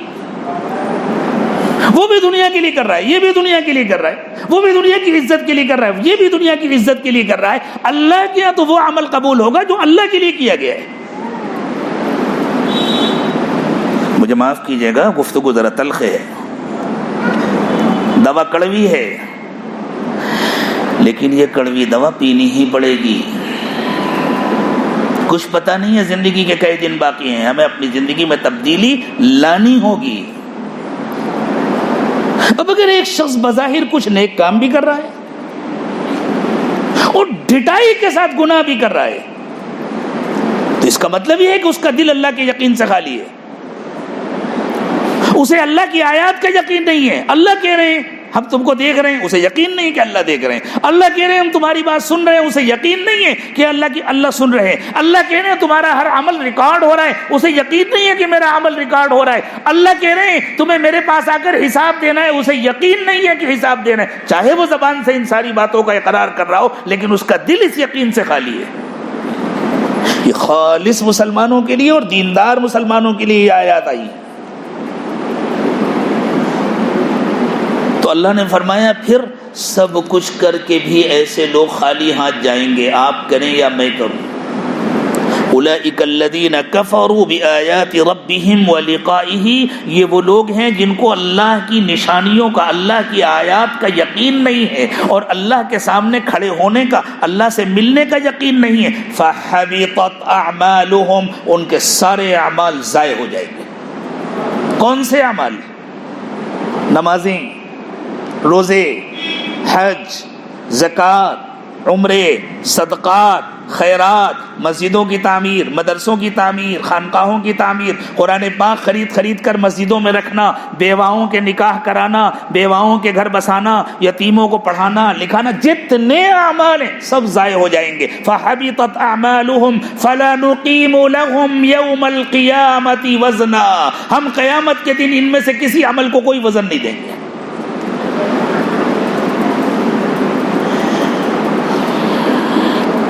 ذالک جزاؤہم جہنم بما کفروا، ان کے دلوں میں جو انکار چھپا ہوا تھا نا، اس کے نتیجے میں ان کو ان اعمال کے بدلے میں جہنم میں بھیجا جائے گا۔ اللہ اکبر۔ ذالک جزاؤہم، تذکرہ ہو رہا ہے نماز پڑھنے والوں کا، روزہ رکھنے والوں کا، حج کرنے والوں کا، زکوٰۃ دینے والوں کا، ان زکوٰۃ دینے والوں کا جو ساتھ میں ڈنڈی بھی مارتے ہیں، جو ساتھ میں بے ایمانی بھی کرتے ہیں، جو ساتھ میں دوسروں کا پیمنٹ بھی روکتے ہیں، جو ساتھ میں دوسروں کو دھوکہ بھی دیتے ہیں، جو اپنے کاروبار کے لیے جھوٹ بھی بولتے ہیں اور پھر اس میں تعویلیں بھی کرتے ہیں۔ صاحب اس زمانے میں تو اس کے بغیر کام چلتا نہیں۔ ساتھ میں مسجدیں بھی بناتے ہیں، مدرسے بھی بناتے ہیں، بظاہر لوگوں کو نظر آتا ہے کہ بہت سارے نیکیوں کے کام بھی کر رہے ہیں۔ اللہ فرما رہے ہیں ان کے دلوں میں جو انکار چھپا ہوا ہے، اس انکار کے نتیجے میں ہم ان کے حج کے بدلے میں کیا دیں گے؟ جہنم۔ ہم ان کے صدقات کے بدلے میں کیا دیں گے؟ جہنم۔ ہم ان کی پہلی صف کی نمازوں کے بدلے میں ان کو کیا دیں گے؟ جہنم۔ انہوں نے دینی کتابیں چھپوا کر کے تقسیم کرائی، بدلے میں کیا ملے گا؟ جہنم۔ انہوں نے قرآن پاک خرید کر مسجدوں میں رکھایا، بدلے میں کیا ملے گا؟ جہنم۔ انہوں نے مدرسوں کی تعمیر کرائی، بدلے میں کیا ملے گا؟ جہنم۔ یہ ہمارا آپ کا تذکرہ ہو رہا ہے۔ ذالک جزاؤہم جہنم بما کفروا واتخذوا آیاتی ورسلی ہزوا، اس لیے کہ ان لوگوں نے میری آیات کو اور میرے نبیوں کو مذاق بنا لیا تھا۔ پیغمبر کہہ رہے ہیں کہ زندگی کا حساب ہوگا، اور یہ ایسے ڈٹائی سے برائیاں کر رہا ہے، سمجھ رہا ہے کوئی حساب نہیں ہوگا، انسانوں کی آنکھوں میں دھول جھونک رہا ہے اپنے بظاہر کچھ اچھے کاموں کے ذریعے سے۔ اس کے بعد اللہ نے فرمایا ان الذین آمنوا وعملوا الصالحات كانت لهم جنات الفردوس نزلا، جنات الفردوس میں تو مہمان بن کر ٹھہرنے کا موقع ملے گا صرف ان لوگوں کو جن کے پاس ایمان ہے اور اعمال صالحہ ہے، جن کے دل ٹھیک ہو گئے۔ ٹھیک دل کے ساتھ تھوڑا سا عمل بہت قیمتی ہے، بگڑے ہوئے دل کے ساتھ زیادہ عمل بھی بے قیمت ہے۔ تو ایک بات یہ معلوم ہو گئی کہ جنت کس کو ملے گی؟ ایمان کے دعوے پر جنت نہیں ملے گی، صرف عمل پر جنت نہیں ملے گی، ایمان کی حقیقت پر جنت ملے گی، اور جب ایمان کی حقیقت دل میں آئے تو زندگی میں تقویٰ آتا ہے، پھر دل بدلتا ہے، دل بنتا ہے، دل میں اللہ کی محبت آتی ہے، اور اگر اس محبت میں کمی ہے تو انسان اس کمی کو دور کرنے کی کوشش کرتا ہے۔ آج کل ہوائی جہاز کا سفر کرنے کے لیے ایک ایپ لوڈ کرنا ضروری ہے، آروگیہ سیتو نام سنا ہوگا آپ لوگوں نے، جس میں صحت کی تفصیلات ہوتی ہیں. بس حکومت نے صرف اتنا کہا اس کو ٹھیک کرو. اب اس کے اندر کچھ سوالات ہیں، آپ کو بخار تو نہیں ہے، آپ کو کھانسی تو نہیں آ رہی. اس میں یہ ہے کہ بھائی لکھو کہ بخار نہیں ہے. اب اگر ہے تو آپ کو سفر کرنے کی اجازت نہیں ملے گی، بس نا. اب اگر کسی کو بخار آ رہا ہے وہ جائے، اپنے کو اس قابل بنائے کہ وہ یہ کہہ سکے کہ مجھے بخار نہیں ہے. تو علاج نہیں بتلایا گیا، مسئلہ بتلا دیا گیا. بخار ہے تو سفر کی اجازت نہیں ملے گی، اب جاؤ بخار دور کرو. کھانسی آ رہی ہے تو سفر کی اجازت نہیں ملے گی، اب جاؤ کھانسی کا علاج کر کے آؤ. اللہ فرماتے ہیں دل بگڑا ہوا ہے تو جنت نہیں ملے گی، اب جاؤ دل ٹھیک کرو. جس کو اس کا یقین ہو گیا کہ دل بگڑا ہوا ہے جنت نہیں ملے گی، وہ ڈھونڈتا پھرے گا ان لوگوں کو جن کے پاس دل ٹھیک ہوتا ہے. وہ خوشامد کرے گا ان لوگوں کی جن کے پاس دل ٹھیک ہوتا ہے. ہم سے لوگ پوچھتے ہیں صاحب یہ کہاں سے ثابت ہے، یہ کہاں سے ہم کہتے ہیں کچھ بھی نہیں ثابت. دل ٹھیک ہوگا تو جنت ملے گی. تمہارا دل ٹھیک ہے؟ نہیں ٹھیک ہے، جاؤ ٹھیک کرا کے لو. اب جاؤ گیریج تلاش کرو. جس طرح کار خراب ہو گئی تو آدمی خود گیریج تلاش کرتا ہے، گاڑی پنچر ہو گئی تو آدمی خود پنچر والوں کو تلاش کرتا ہے. ارے تمہارا اگر دل ٹھیک نہیں ہے تو جاؤ ٹھیک کرنے والوں کو تلاش کرو. اللہ نے اپنے بندوں کے دل میں ڈالا، وہ بتلاتے ہیں ایسے ٹھیک ہوگا، ایسے ٹھیک ہوگا، ایسے ٹھیک ہوگا. یہ ساری محنتیں صرف دل کو ٹھیک کرنے کے لیے ہیں. اگر دل خود بخود ٹھیک ہو جائے کوئی مسئلہ ہی نہیں ہے. کیوں بھائی؟ پیٹرول پمپ کس کے لیے ہے؟ جس کی گاڑی میں پیٹرول نہ ہونا. آپ کی گاڑی میں پیٹرول ہے، آپ چلے جائیے، آپ کو کون روکتا ہے. پنچر کی دکان کس کے لیے ہے؟ جس کا پہیا پنچر ہے. آپ کا پہیا ٹھیک ہے، آپ چلے جائیے. اور دیکھو بعض جگہوں پر ایسا ہے کھڑے کھڑے انجیکشن کے ذریعے پنچر بنا دیتے ہیں، کھولنا بھی نہیں پڑتا. اب کسی جگہ آپ گئے، اس نے کہا صاحب ہمارے پاس انجیکشن کا تو انتظام نہیں ہے، ہمیں تو کھولنا پڑے گا. تو آپ کہیں میں نے تو وہاں کھڑے کھڑے انجیکشن کے ذریعے بنوا لیا تھا، میں تو ایسے ہی بنواؤں گا. یہ تو کوئی سوال کا جواب نہیں ہے. بھائی اس کے پاس انتظام نہیں ہے تو جو انتظام ہے وہ پہیا کھولے گا، بنائے گا. آپ کا آدھا گھنٹہ پونا گھنٹہ خراب ہوگا، آپ اس کو برداشت کریں گے. ارے حضرات صحابہ کرام کے دل بن گئے تھے نبی اکرم صلی اللہ علیہ وسلم کی ایک نظر سے. اب اگر کوئی ایسی نظر والا نہیں ہے تو کیا دل ٹھیک نہیں کیے جائیں گے؟ اب کہاں سے لائیں گے پیغمبر کی وہ نظر جو ایک نظر میں، جن کی ایک نظر میں دل بن جایا کرتے تھے؟ اب اگر برسوں کی ضرورت ہے تو برسوں لگانا پڑے گا، اور اگر مجاہدوں کی ضرورت ہے تو مجاہدہ کرنا پڑے گا. شرط ہے کہ دل بنے، اس لیے کہ جب تک دل نہیں بنے گا اس وقت تک عمل نہیں بنیں گے. قلب صالح کے بعد عمل صالح ہوتا ہے. جب تک عمل کرنے والے کا قلب صالح نہیں ہوگا اس وقت تک اس کا کوئی عمل صالح نہیں ہو سکتا. عمل صالح کے لیے قلب صالح. اس لیے یہ ویسے فضول ہیں، یہ کہاں سے، یہ کہاں سے، یہ کہاں سے، کہیں اور سے لے آؤ، کوئی اور طریقہ لے آؤ، لیکن دل تو بنانا پڑے گا. اللہ نے جو شرط لگا دی وہ شرط تو پوری کرنی پڑے گی، اس کے بغیر جنت نہیں ملے گی. پھر ایک جملہ اللہ تعالیٰ نے ارشاد فرمایا کانت لہم جنات الفردوس نزلا.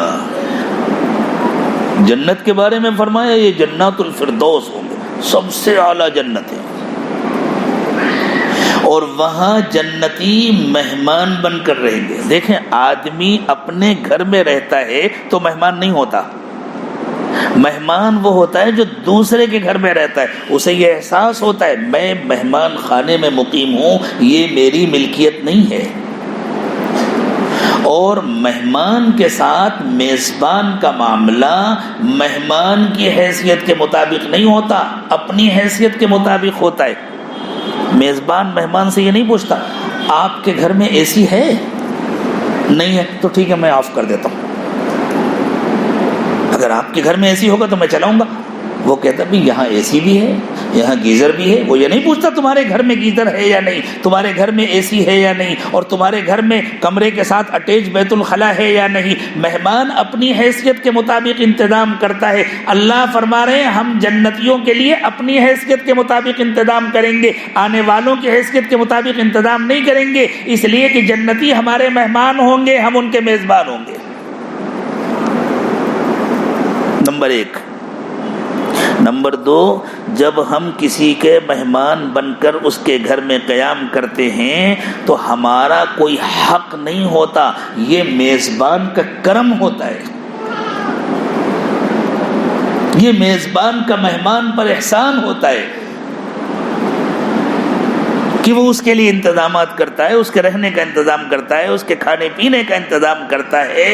اللہ تعالیٰ یہ احساس دلا رہے ہیں، ایمان والو تم کو جنت تمہارے اعمال کے بدلے میں نہیں ملے گی، تم چاہے جتنے نیک اعمال کر لو، جنت تمہارا حق نہیں ہے، جنت ہمارا فضل ہے، جنت ہمارا احسان ہے، تمہارا کوئی عمل اس قابل نہیں ہے کہ جو تم کو جنت دلا سکے، جنت کی کوئی ایک نعمت بھی دلا سکے۔ تمہارے اعمال سے ہم خوش ہو جائیں گے تو ہم تم کو اپنے مہمان خانے میں ٹھہرائیں گے اور ہمیشہ ہمیشہ کے لیے ٹھہرائیں گے۔ اصلاح کرتے ہیں اللہ تعالیٰ، ہاں ایسا نہ ہو کہ نیکیاں ہمارا مزاج بگاڑ دیں اور ہم اپنے کو بہت نیک سمجھنے لگیں، ہم اپنے کو بڑا ولی سمجھنے لگیں، ہم اپنے کو جنت کا حقدار سمجھنے لگیں۔ اللہ تعالیٰ اس بگاڑ سے ہم سب کی حفاظت فرمائے۔ ایک واقعہ غالباً حدیث میں آیا ہے، حضور اکرم صلی اللہ علیہ وسلم نے ارشاد فرمایا، حدیث کا حوالہ میرے ذہن میں نہیں ہے، میں نے اپنے حضرت دامت برکاتہم سے یہ واقعہ سنا تھا، لیکن میرا گمان یہ ہے کہ یہ حدیث میں آیا، تلاش کیا جائے گا تو ملے گا انشاءاللہ حوالہ۔ پچھلی کسی قوم میں ایک شخص تھا جس نے 1000 سال تک اللہ کی عبادت کی تھی اور کوئی کام نہیں کیا تھا، دنیا کا اور کوئی کام نہیں کیا تھا، بس کھانا کھا لینا، تھوڑا سا آرام کر لینا، باقی سارا وقت عبادت کرنا۔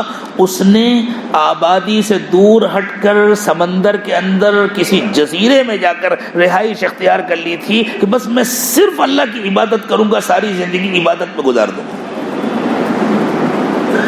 1000 سال کی عبادت، مرنے کے بعد اسے پیش کیا گیا اللہ کے پاس۔ اللہ تعالیٰ نے فرشتوں سے فرمایا، میرا بندہ اچھی زندگی گزار کے آیا ہے، جاؤ میں نے اپنے فضل سے اس کی مغفرت کر دی، اس کو جنت میں پہنچا دو، اپنے فضل سے اس کی مغفرت کر دی، اس کو جنت میں پہنچا دو۔ تو بندہ کھڑا ہو گیا، اسے خیال آیا اللہ نے اپنے فضل سے مغفرت کی تو میرے 1000 سال کی عبادتوں کا تذکرہ ہی نہیں ہے، یعنی 1000 سال عبادت کے بعد بھی میں اس قابل نہیں ہوا کہ میری مغفرت ہو اور مجھے جنت میں پہنچایا جائے۔ تو اس نے کہا اللہ میری 1000 سال کی عبادتیں کہاں گئیں؟ اللہ نے کہا اچھا تم اپنے 1000 سال کی عبادتوں کو دیکھنا چاہتے ہو؟ فرشتے سے فرمایا لے جاؤ ذرا اس کو گھما کر لاؤ۔ اب فرشتے لے گئے گھمانے کے لیے، جہنم کی طرف لے کر چلے گئے۔ جہنم کے اندر لے جانے کی ضرورت نہیں تھی، باہر ہی ایسی گرم گرم ہوا لگ رہی تھی، ایسا گرم موسم تھا۔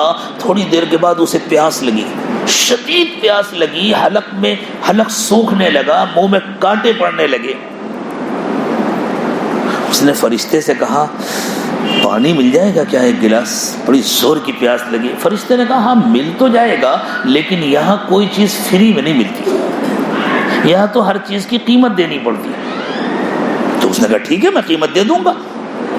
کہ بھئی یہاں دنیا کے پیسے نہیں چلتے، یہاں کی کرنسی تو مقبول نیکیاں ہیں۔ تو اس نے سوچا میرے پاس تو 1000 سال کی مقبول عبادتیں ہیں، میں ان میں سے دے دوں گا۔ کہا ٹھیک ہے کتنی نیکیاں دینا ہے؟ تو فرشتے نے کہا 500 سال کی عبادت لگے گی۔ وہ سوچ میں پڑ گیا، ایک گلاس پانی کے لیے 500 سال کی عبادت؟ نہیں قیمت بہت زیادہ ہے۔ فرشتے نے کہا تمہاری مرضی، دو گے تو پانی ملے گا، نہیں دو گے تو نہیں ملے گا، میں کچھ نہیں کر سکتا، یہ قیمت ہے اللہ کی طرف سے مقرر ہے۔ اسے خیال آیا دے دیتا ہوں، پھر بھی تو 500 سال کی بچے گی نا۔ کتنے لوگ تو ایسے ہیں جو 100 سال بھی جی کر دنیا سے نہیں آئے، تو میری تو 500 سال کی عبادتیں پھر بھی اچھی خاصی بچے گی۔ ٹھیک ہے میں 500 سال کی عبادتیں دے دیتا ہوں، پانی پلا دو۔ فرشتے نے ایک گلاس پانی لا کے پلا دیا، ٹھنڈا ٹھنڈا میٹھا پانی اس نے پی لیا، سیراب ہو گیا، مطمئن ہو گیا۔ اب وہ فرشتہ اور لے کر چلا ٹہلنے کے لیے۔ تھوڑی دیر کے بعد دوبارہ پھر پیاس لگی۔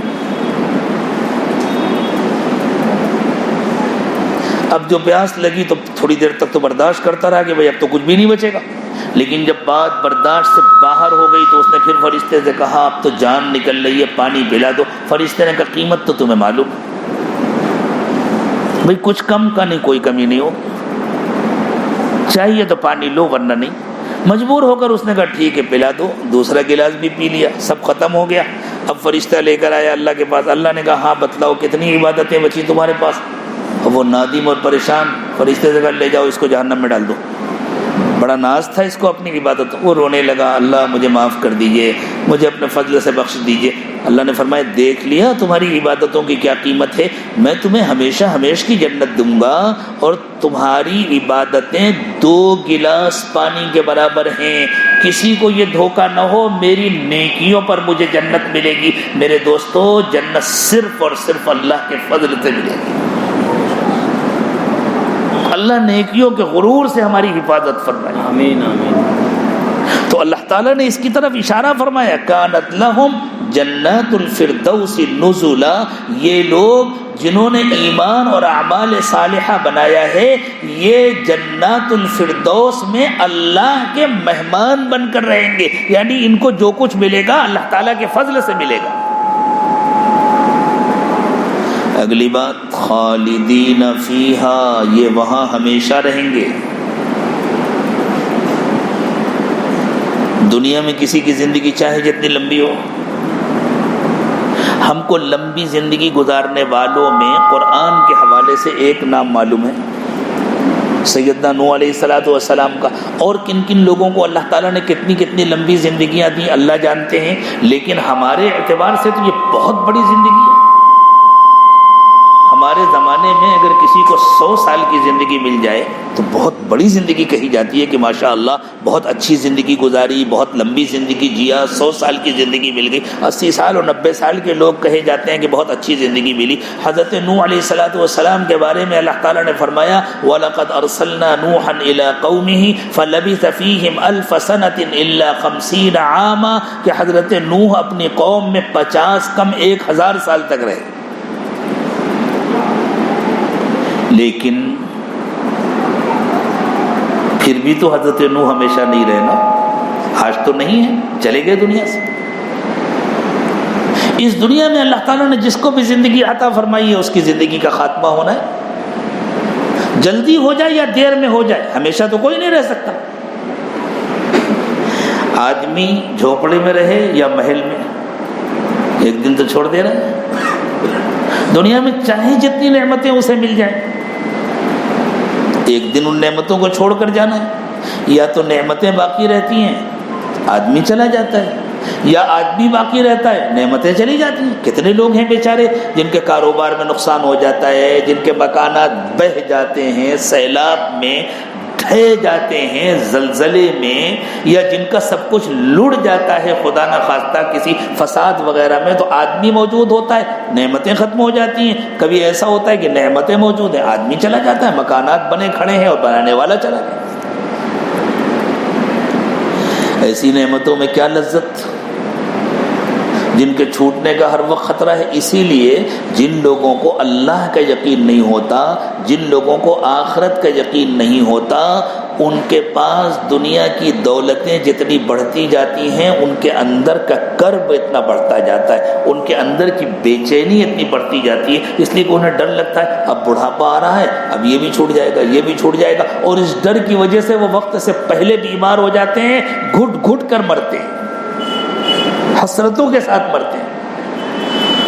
اور جسے اللہ کا یقین ہوتا ہے، آخرت کا یقین ہوتا ہے، اس کا تو جیسے جیسے بڑھاپا بڑھتا جاتا ہے ایسے ایسے اس کی خوشی بڑھتی جاتی ہے۔ اب تو میں اپنے اللہ کے پاس جاؤں گا، اب کیا ہے چند دنوں کی زندگی رہ گئی ہے انشاءاللہ، پھر جا کر جنت میں ہمیشہ ہمیش کے مزے لوں گا، جنت میں اللہ کے پاس رہوں گا، اللہ کا بھی دیدار ہوگا، نعمتیں بھی ہمیشہ کے لیے ملیں گی۔ اسی لیے جو اللہ والے ہوتے ہیں بڑھاپے کے ساتھ ساتھ ان کے چہرے کی رونق بڑھتی جاتی ہے، اور جو خالص دنیا دار ہوتے ہیں بڑھاپے کے ساتھ ساتھ چاہے وہ جتنے گورے چٹے ہوں ان کے چہرے کی رونق ختم ہوتی جاتی ہے، ان کی بے چینی بڑھتی جاتی ہے، ان کی پریشانی بڑھتی ہے۔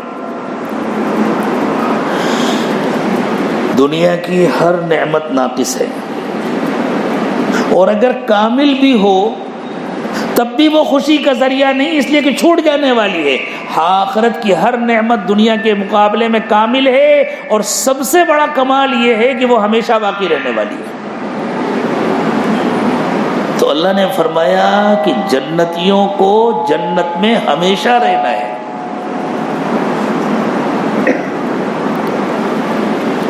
خالدین فیہا، وہ اس میں ہمیشہ رہیں گے۔ اور اس کے بعد ایک بہت اہم نفسیاتی مسئلہ بیان کیا گیا، لا یبغون عنہا حوالا، وہ جنت سے کہیں اور جانا نہیں چاہیں گے، وہ جنت کو چھوڑ کے کہیں اور جانا نہیں چاہیں گے۔ دنیا کا حال یہ ہے کہ انسان کو کسی حال میں قرار نہیں ہے۔ ایک انسان اچھا گھر بناتا ہے، کچھ دنوں کے بعد وہ اس کو بدلنا چاہتا ہے۔ اگر انسان کا یہ مزاج نہ ہوتا نا تو بلڈروں کا کام ٹھپ ہو جاتا، خاص طور سے انٹیریئر والوں کا تو کام ہی نہ چلتا۔ وہ تو کچھ دنوں میں ڈیزائن چینج ہوتے ہیں، آج صوفے کا ڈیزائن چینج ہو رہا ہے، آج پردوں کا ڈیزائن چینج ہو رہا ہے، آج اندر کی سیٹنگ چینج ہو رہی ہے، اب کلر چینج کیا جا رہا ہے۔ انسان کو کسی پل قرار نہیں ہے، اب یہ ہو جائے، اب یہ ہو جائے، اب یہ ہو جائے۔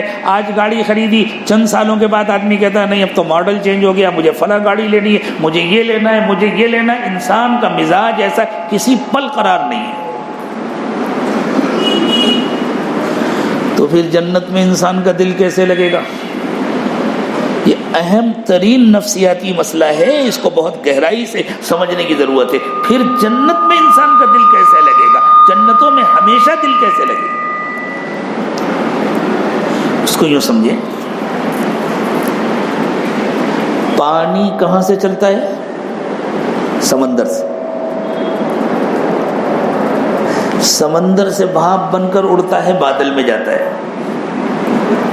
بادل سے برستا ہے، زمین پر آتا ہے، یا بادل سے برف بن کر اترتا ہے، پہاڑوں پر آتا ہے، اور دوبارہ سمندر تک پہنچنے کے لیے بے چین ہوتا ہے، بے قرار ہوتا ہے۔ یہ ندیوں کا بہاؤ اور یہ ندیوں کے پانی کی بے قراری اور اس کی تیز رفتاری، یہ سب کیوں ہے؟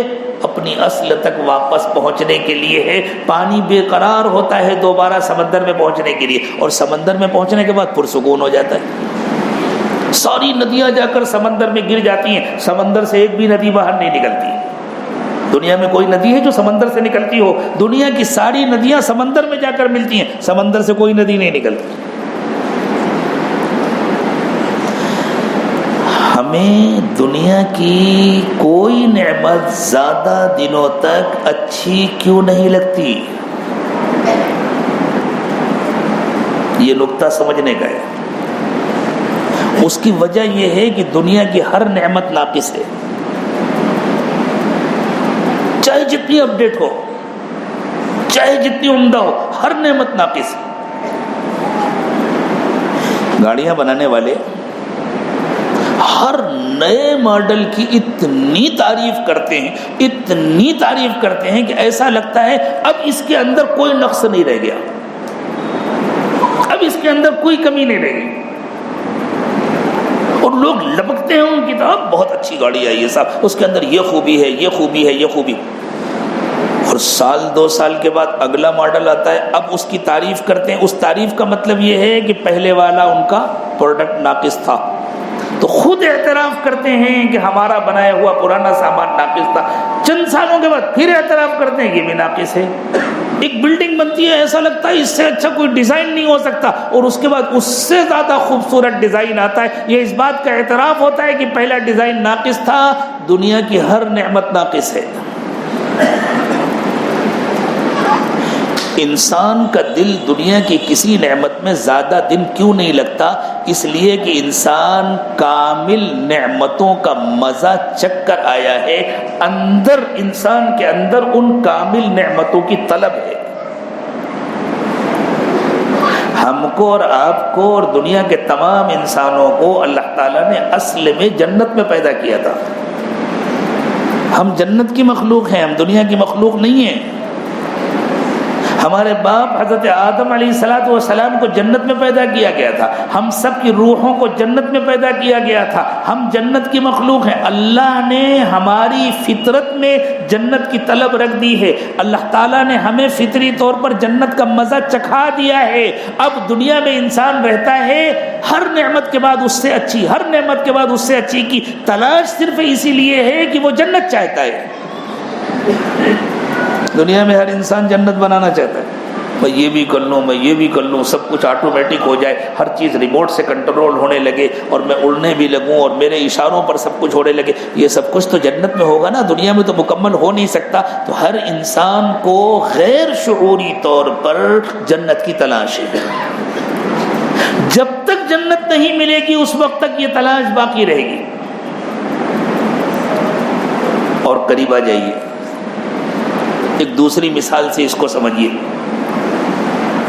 بچہ جب پیدا ہوتا ہے تو اس کا سائز کتنا ہوتا ہے؟ چھوٹا سا ہوتا ہے نا، بالش سے ناپا جائے اتنا ہوتا ہے، ایک ہاتھ میں اٹھا لیا جائے اتنا چھوٹا ہوتا ہے۔ احتیاطاً آپ 2 ہاتھوں میں اٹھاتے ہیں، ورنہ اس کا وزن اتنا ہوتا ہے کہ ایک ہاتھ میں اٹھا لیا جائے۔ جب گھر میں کسی بچے کی پیدائش ہو تو ٹیپ لے کر اس کی ہاتھ کی ہڈی، اس کی پیر کی ہڈی ناپ کے رکھ لینا، 1 سال کے بعد دوبارہ ناپ لینا، پھر 1 سال کے بعد دوبارہ ناپ لینا۔ یہ ہڈیاں بڑھتی رہتی ہیں نا، کب تک؟ ان کا ایک سائز اللہ نے متعین کر دیا ہے، اس سائز کے پورے ہو جانے کے بعد چاہے پوری بھینس کا دودھ پلا ڈالو اب نہیں بڑھے گی۔ کہتے ہیں ہڈیوں کو بڑھنے کے لیے دودھ کی ضرورت ہے، کیلشیم ملنا چاہیے۔ وہی کیلشیم جس سے وہ ہڈیاں بڑھ رہی تھیں، اب روزانہ جتنا پہلے پلاتے تھے اس کا 10 گنا پلا، اب نہیں بڑھیں گی۔ کیوں؟ اس لیے کہ اب یہ ہڈیاں اپنے پورے سائز کو پہنچ گئیں، اپنے کمال کو پہنچ گئیں۔ جب تک یہ کمال کو نہیں پہنچی اس وقت تک بڑھتی رہیں گی۔ انسان کا سائز بڑھتا رہتا ہے، بڑھتا رہتا ہے، ایک حد تک پہنچنے کے بعد جو اللہ کی طرف سے مقرر ہے، جو اس کا کامل سائز ہے، اس کے بعد اس کی بڑھوتری بند ہو جاتی ہے۔ اور پھر چونکہ اللہ کے ہاں دوسرا نظام ہے، اب وہ گھٹنا شروع ہو جاتا ہے، اب وہ کمزور ہونا شروع ہوتا ہے، اب اس کا نقص بڑھتا جاتا ہے۔ اس لیے کہ اللہ تعالیٰ نے دنیا میں مٹنے کے لیے ہر چیز کو پیدا کیا ہے۔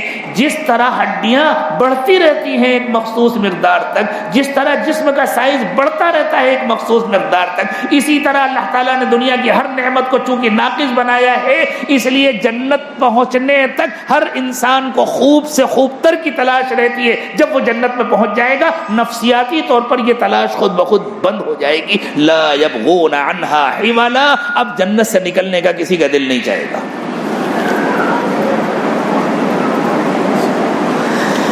اتنے چھوٹے چھوٹے جملوں میں اتنی بڑی بڑی حقیقتوں کو بیان کر دینا بس اللہ ہی کے بس میں ہے، اور کسی کے بس میں ہے؟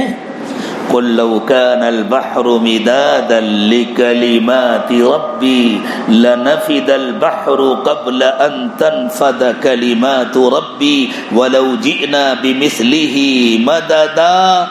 تم کیا سمجھتے ہو اللہ کے کمالات کو کوئی جان سکتا ہے؟ اللہ کے کمالات کو کوئی لکھ سکتا ہے؟ اگر لوگ اللہ کے کمالات کو لکھنا چاہیں اور سمندر کو انک بنا دیا جائے، سمندر میں کتنا پانی ہے کوئی ناپ پائے گا؟ سمندر کو انک بنا دیا جائے اور اللہ کے کمالات کو، اللہ کی شان کو، اللہ کی عظمتوں کو، اللہ تعالیٰ کی خوبیوں کو لکھنا شروع کریں، اللہ کی نعمتوں کو لکھنا شروع کریں، اور سارے سمندر ختم ہو جائیں اور پھر اللہ دوبارہ ان کو بھر دے انک بنا کر کے، وہ بھی ختم ہو جائیں تو اللہ کے کمالات نہیں ختم۔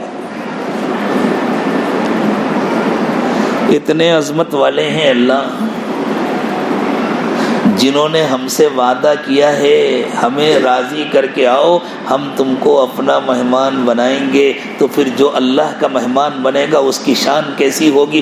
اب اگر ہم مسلمان گھر میں پیدا ہوئے، کلمہ پڑھتے ہیں، نمازیں پڑھتے ہیں، اس کے باوجود اللہ کو راضی نہ کر سکیں اور ہم اپنے آپ کو اللہ کا مہمان نہ بنا سکیں، تو ہم سے بڑا ناسمجھ اور ہم سے بڑا بے وقوف کوئی ہوگا؟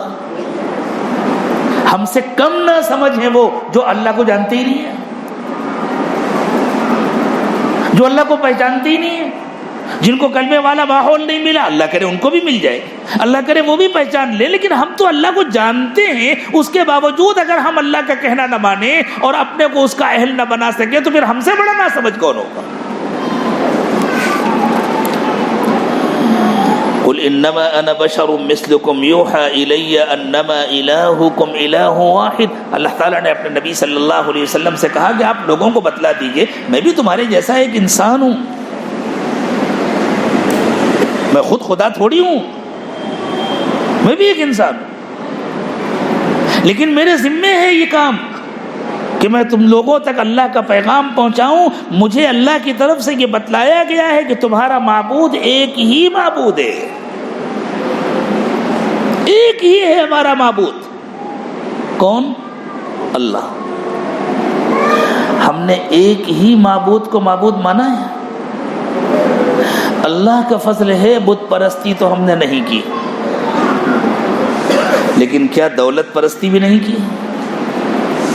کیا منصب پرستی بھی نہیں کی؟ کیا زر پرستی بھی نہیں کی؟ کیا زن پرستی بھی نہیں کی؟ کیا دنیا پرستی بھی نہیں کی؟ ارے دولت پرستی بھی بت پرستی کی ایک قسم ہے، نفس پرستی بھی بت پرستی کی ایک قسم ہے۔ اپنے کو بڑا سمجھنا، اپنی ہی چلانے کی کوشش کرنا، اپنی بات کو اونچا رکھنا، یہ نفس پرستی ہے۔ نفس پرستی بھی بت پرستی کی ایک قسم ہے، زن پرستی بھی بت پرستی کی ایک قسم ہے، دولت پرستی بھی بت پرستی کی ایک قسم ہے، مال کی پرستش بھی بت پرستی کی ایک قسم ہے، منصب کی پرستش بھی بت پرستی کی ایک قسم ہے۔ مومن وہ ہے جو اللہ کو صرف معبود بناتا ہے اور کسی چیز کے آگے نہیں جھکتا اور کسی چیز سے محبت نہیں کرتا، صرف اللہ سے محبت کرتا ہے اور کسی کا کہنا نہیں مانتا، صرف اللہ کا کہنا مانتا ہے۔ یوحى الی انما الہکم الہ واحد، مجھے اللہ کی طرف سے یہ بتلایا گیا ہے کہ تمہارا معبود ایک معبود ہے بس۔ ہم نہ دولت کی پوجا کے لیے آئے ہیں، نہ جاہ و منصب کی پوجا کے لیے آئے ہیں، نہ کسی اور چیز کی پوجا کے لیے آئے، ہم تو صرف اللہ سے دل لگانے کے لیے آئے۔ فمن کان یرجو لقاء ربہ، اللہ اکبر اللہ۔ اب تو ایسا لگتا ہے جیسے زخم کو دبا دیا گیا ہے، جیسے دکھتی ہوئی انگلی کو پکڑ لیا گیا ہے، اصل بیماری کی نشاندہی کی گئی۔ اللہ فرماتے ہیں فمن کان یرجو لقاء ربہ، جسے اللہ کے سامنے حاضر ہونے کا یقین ہے۔ مرض کی تشخیص کر دی اللہ نے، سارے مسلمانوں میں جس کے اندر بھی کوئی بگاڑ ہے، اس بگاڑ کی اصل وجہ یہ ہے کہ اس کے دل میں اللہ کے سامنے حاضر ہونے کا یقین نہیں ہے۔ کچھ بھی ہو، وہ کسی مسجد کا ذمہ دار ہو، وہ کسی مدرسے کا ذمہ دار ہو، وہ کسی خانقاہ کا شیخ ہو، وہ جماعت کا پرانا ہو، کچھ بھی ہو، اگر اسے اللہ کے سامنے حاضر ہونے کا یقین نہیں، وہ اپنے گناہوں کی تعویل کرے گا، وہ منمانی زندگی گزارے گا، وہ چند نیکیاں کرے گا لیکن منمانی زندگی گزارے گا۔ دنیا دھوکہ کھائے گی کہ یہ نیکیاں کر رہا ہے، حالانکہ وہ نیکیاں نہیں ہوں گی۔ تو اللہ فرماتے ہیں جس کو اللہ کے سامنے کھڑے ہونے کا یقین ہے، فَلْيَعْمَلْ عَمَلًا صَالِحًا، وہ اپنے عمل کو صالح بنائے۔ اور پھر یاد رکھو، عمل کو صالح بنانے کے لیے قلب کو صالح بنانا ضروری ہے۔ اللہ نے تو ایک شرط لگا دی، عمل کو صالح بناؤ۔ حضور نے آگے بتا دیا عمل صالح بنے گا جب قلب صالح ہوگا۔ اب تمہارا قلب صالح ہے، مبارک ہو، آ جاؤ۔ اگر تم اس وقت کے ابو بکر صدیق ہو، چلے آؤ، تمہیں کسی محنت کی ضرورت نہیں ہے۔ اگر تم عمر ابن خطاب ہو، آ جاؤ، تمہیں کسی محنت کی ضرورت نہیں ہے۔ چلو ایک قدم نیچے اتر جاتے ہیں، اگر تم حسن بصری ہو، آ جاؤ، تمہیں کسی محنت کی ضرورت نہیں ہے۔ اگر تم عبد القادر جیلانی ہو، چلے جاؤ جنت میں، تمہیں کسی محنت کی ضرورت نہیں ہے۔ لیکن اگر تمہارا قلب صالح نہیں ہے تو تمہیں سر کے بل کھڑا ہونا پڑے تو کھڑے ہو، لیکن عمل کو صالح بنانا پڑے گا، قلب کو صالح بنانا پڑے گا۔ اب چاہے تمہیں قلب کو صالح بنانے کے لیے گھنٹوں مراقبہ کرنا پڑے، چاہے تمہیں قلب کو صالح بنانے کے لیے برسوں روزے رکھنے پڑے، چاہے تمہیں قلب کو صالح بنانے کے لیے چلہ کشی کرنا پڑے، چاہے تمہیں قلب کو صالح بنانے کے لیے بہت سی حلال چیزوں کو چھوڑنا پڑے، چاہے تمہیں قلب کو صالح بنانے کے لیے کوئی بھی قربانی دینی پڑے، لیکن تمہیں قلب کو صالح بنانا ہے۔ جیسے کسی جگہ صرف تندرست لوگوں کو بیٹھنے کی اجازت ہے، جو تندرست ہے آ جائے. اب اگر کوئی بیمار ہے تم کوئی بھی جتن کرو لیکن تمہیں صحت مند بن کے آنا ہے، تندرست بن کر کے آنا ہے، بیمار کو آنے کی اجازت نہیں ہے. اس کے بعد کوئی گنجائش باقی رہ جاتی ہے کچھ کہنے کی کہ یہ کہاں سے ثابت، یہ کہاں سے ثابت، یہ کہاں سے ثابت؟ کچھ بھی ثابت نہیں ہے، تم کر کے لاؤ. فمن كان يرجو لقاء ربه، جسے اللہ کے پاس حاضر ہونے کا یقین ہے، فليعمل عملا صالحا، تو وہ اپنے عمل کو صالح بنائے، یعنی اپنے قلب کو صالح کرے. ولا يشرك بعبادة ربه احدا، اور اپنے رب کی عبادت میں کسی کو شریک نہ کرے. یہ جملہ بھی مسلمانوں سے کہا جا رہا ہے. جب قلب صالح نہیں ہوتا تو عبادت میں نفس کی شرکت ہوتی ہے. ریاکاری اسی کو تو کہتے ہیں نا. ریاکاری اور کسے کہتے ہیں؟ بندہ نماز پڑھ رہا ہے، نیت کر رہا ہے میں اللہ کے لیے نماز پڑھ رہا ہوں، اور دل چاہ رہا ہے لوگ دیکھیں مجھے نیک سمجھیں. ایک صاحب نماز پڑھ رہے تھے اور بڑے آرام سے نماز پڑھ رہے تھے، بہت لمبا رکوع سجدہ کر رہے تھے. ان کے کان میں آواز پڑی، پیچھے بیٹھ کر کوئی ان کی تعریف کر رہا تھا اور کسی نووارد مہمان کو بتا رہا تھا یہ ہمارے محلے میں رہتے ہیں، بہت نیک آدمی، روزانہ اسی طرح نماز پڑھتے ہیں، بہت اچھے آدمی ہیں، اسی طرح نماز پڑھتے ہیں، اور کئی حج بھی کیا انہوں نے، اور ہر سال عمرہ کرنے بھی جاتے ہیں، اور فلاں فلاں نیک کام کرتے ہیں. تو ان صاحب نے جلدی سے سلام پھیرا اور سلام پھیر کے کہنے لگے بھائی صاحب آپ کو معلوم نہیں ہے فلاں مدرسہ بھی میں نے ہی بنوایا ہے، اور فلاں مسجد کا مینار بھی میں نے بنوایا ہے. ہاں، کسی پر ہنسنے کی ضرورت نہیں. مجھے چاہیے کہ میں اپنے آپ پر روؤں، اور آپ کو چاہیے کہ آپ اپنے آپ پر روئیں. ہم سب کا مرض ہے، یہ ہم سب کی بیماری ہے. اگر ہمارا یہ دل چاہتا ہے کہ لوگوں کو ہمارے اعمال کا پتہ چلے، لوگ ہمیں نیک سمجھیں، لوگ ہماری عزت کریں، اللہ اکبر. ہم نے اپنے بڑوں سے سنا کہ اللہ والے اپنی کرامتوں کو اس طرح چھپاتے ہیں جیسے کوئی گنہگار اپنے گناہ کو چھپاتا ہے. کہیں ایسا نہ ہو کہ لوگ مجھے بہت نیک سمجھنے لگیں. وہ اپنے اعمال کو چھپاتے ہیں، چھپ چھپ کرنے کیا کرتے ہیں، کسی کو پتہ نہ چلے، صرف اللہ کو پتہ چلے. تو یہ چاہت، یہ خواہش کہ فلاں کو معلوم ہو جائے، فلاں کو معلوم ہو جائے.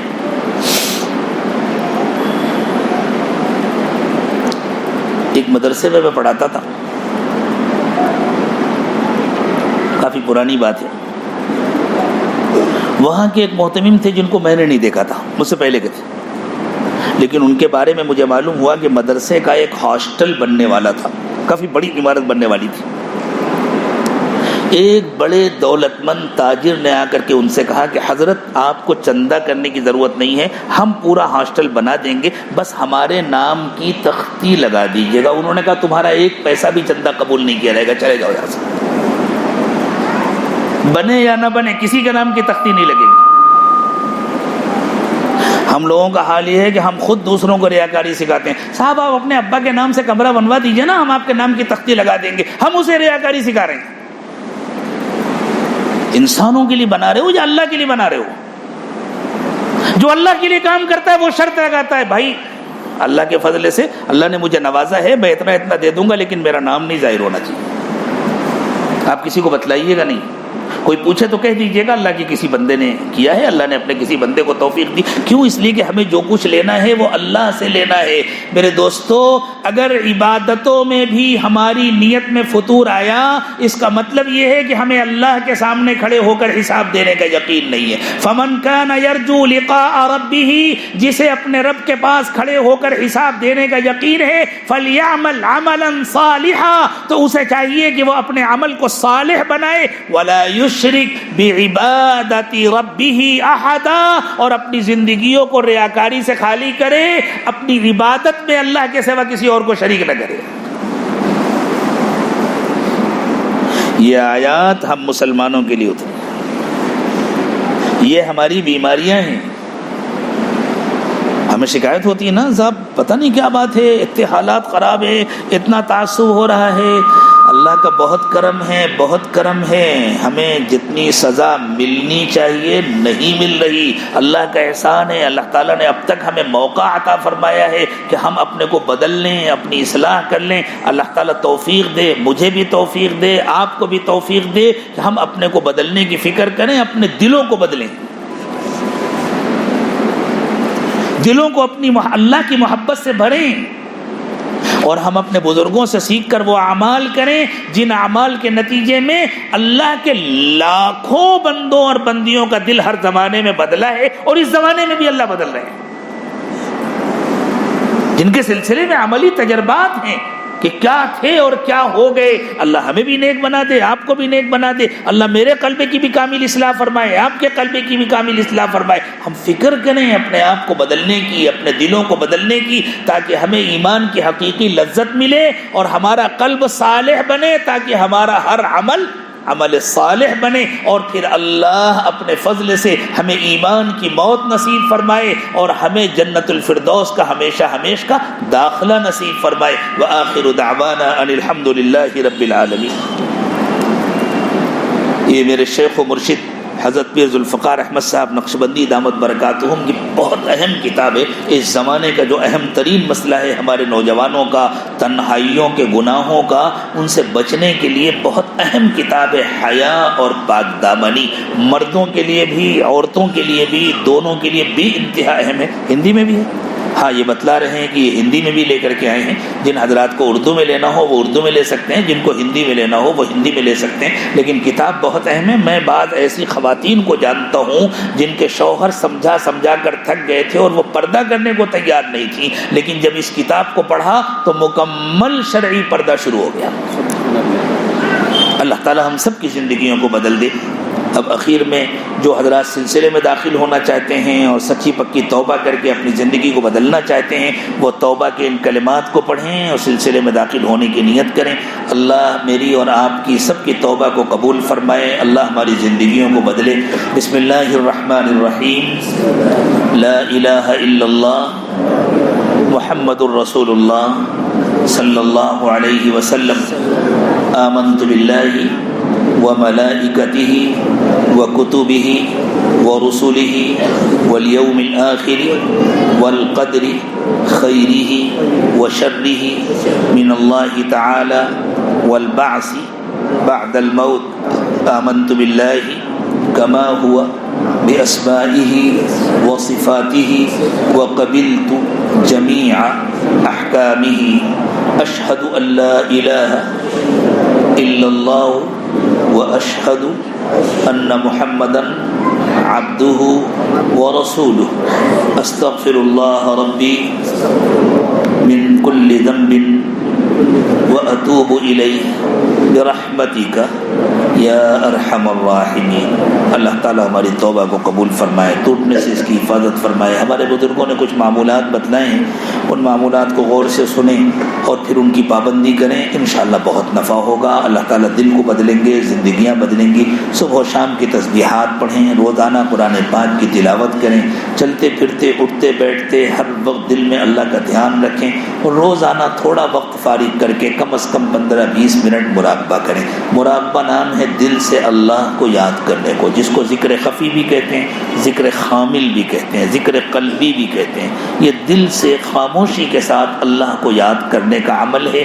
بس اس کا طریقہ یہ ہے کہ آنکھیں بند کر کے سر کو جھکا کر پورا دھیان دل پر جمع کر کے دنیا اور دنیا میں جو کچھ بھی ہے اس سب سے بھول کر کے اللہ کی یاد میں بیٹھ جائیں، اور یہ نیت کریں کہ اللہ کی رحمت آ رہی ہے، میرے دل میں سما رہی ہے، میرے دل کو گناہوں سے دھو رہی ہے، اور میرا دل کہہ رہا ہے اللہ اللہ اللہ۔ زبان سے اللہ اللہ نہیں کہنا، بس یہ نیت کرنا ہے کہ دل اللہ اللہ کہہ رہا ہے، میں سن رہا ہوں۔ مردوں کو بھی یہی کام کرنا ہے، عورتوں کو بھی یہی کام کرنا ہے، اور کم از کم مہینے میں ایک مرتبہ اپنے شیخ کو اپنے حالات کی اطلاع کریں۔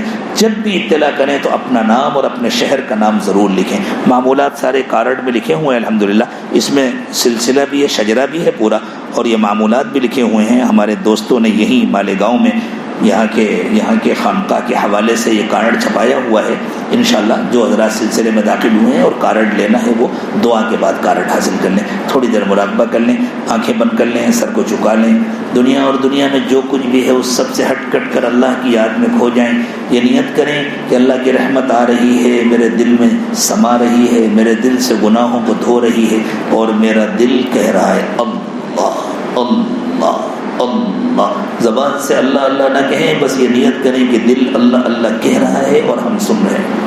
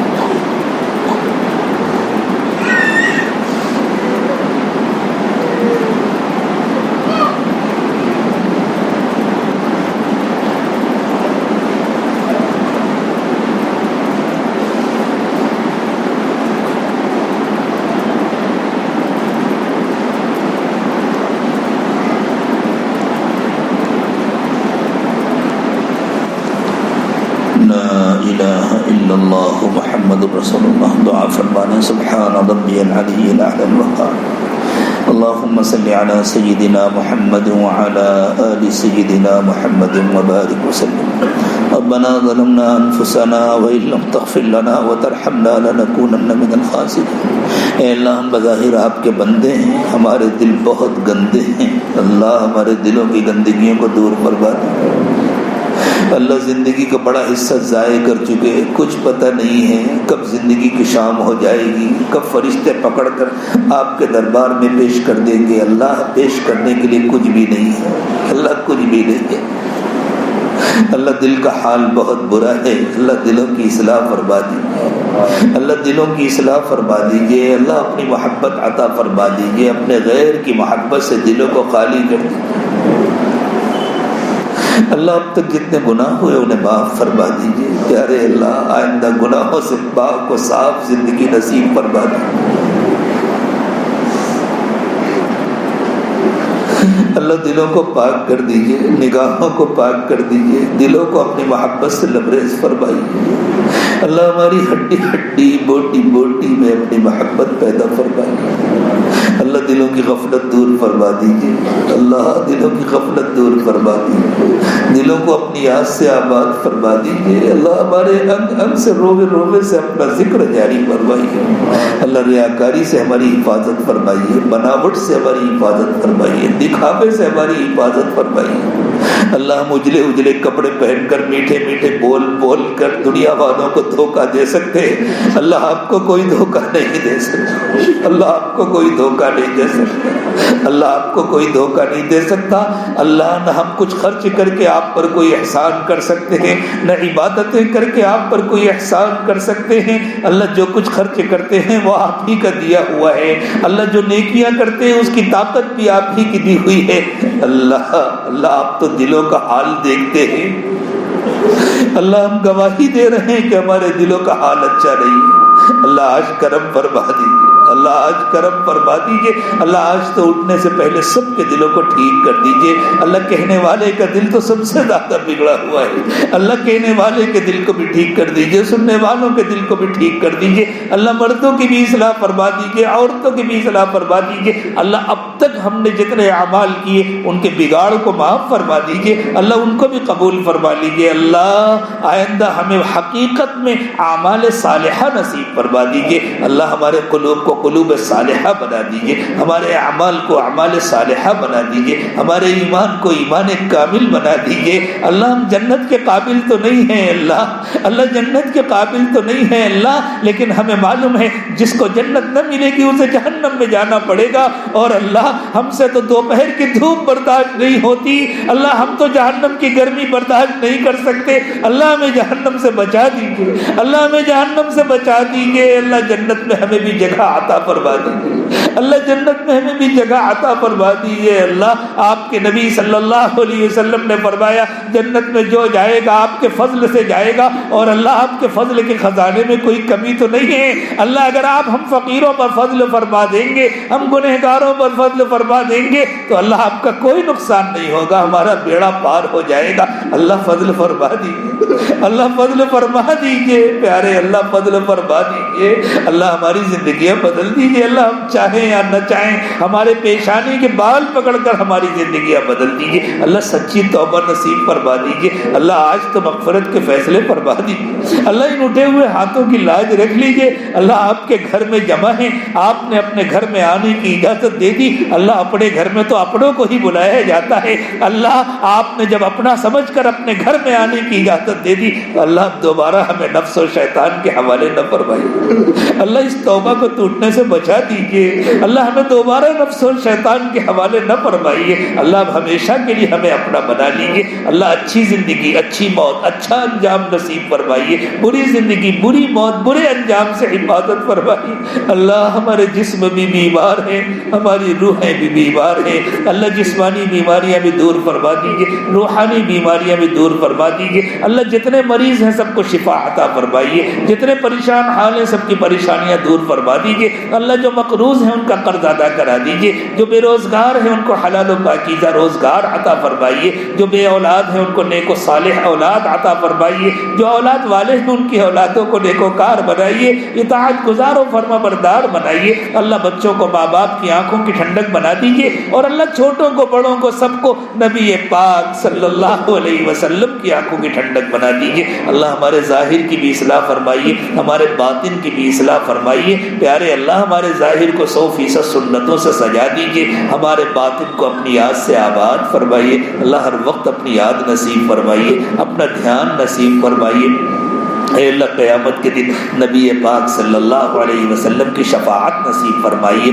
آپ کے قدموں میں جگہ عطا فرمائیے، اللہ آپ راضی ہو جائیے، اپنے رضا والے اعمال نصیب فرمائیے، اپنی ناراضگی سے اور ناراضگی کے اسباب سے حفاظت فرمائیے، اللہ ہمیں شیطان کے حوالے نہ فرمائیے، اللہ جس طرح آپ نے آسمان کو زمین پر گرنے سے روک رکھا ہے، اللہ ہمیں ہم پر شیطان کو مسلط نہ ہونے دیجیے، اللہ ہم پر شیطان کو مسلط نہ ہونے دیجیے، اللہ جب شیطان نے آپ کو چیلنج کیا تھا تو آپ نے فرمایا تھا ان عبادی لیس لک علیہم سلطان، جو میرے سچے پکے بندے ہوں گے میں ان پر تیرا زور نہیں چلنے دوں گا، اللہ ہم بہت کمزور ہیں، ہمیں اپنے سچے پکے بندوں میں شامل فرما لیجیے، اللہ ہمیں اپنے سچے پکے بندوں میں شامل فرما لیجیے، اللہ شیطان کا ہم پر زور نہ چلنے دیجیے، اللہ نفس اور شیطان کے فتنوں سے حفاظت فرمائیے، دجال کے فتنوں سے حفاظت فرمائیے، اے اللہ حسن و جمال کے فتنوں سے حفاظت فرمائیے، زندگی اور موت کے فتنوں سے حفاظت فرمائیے،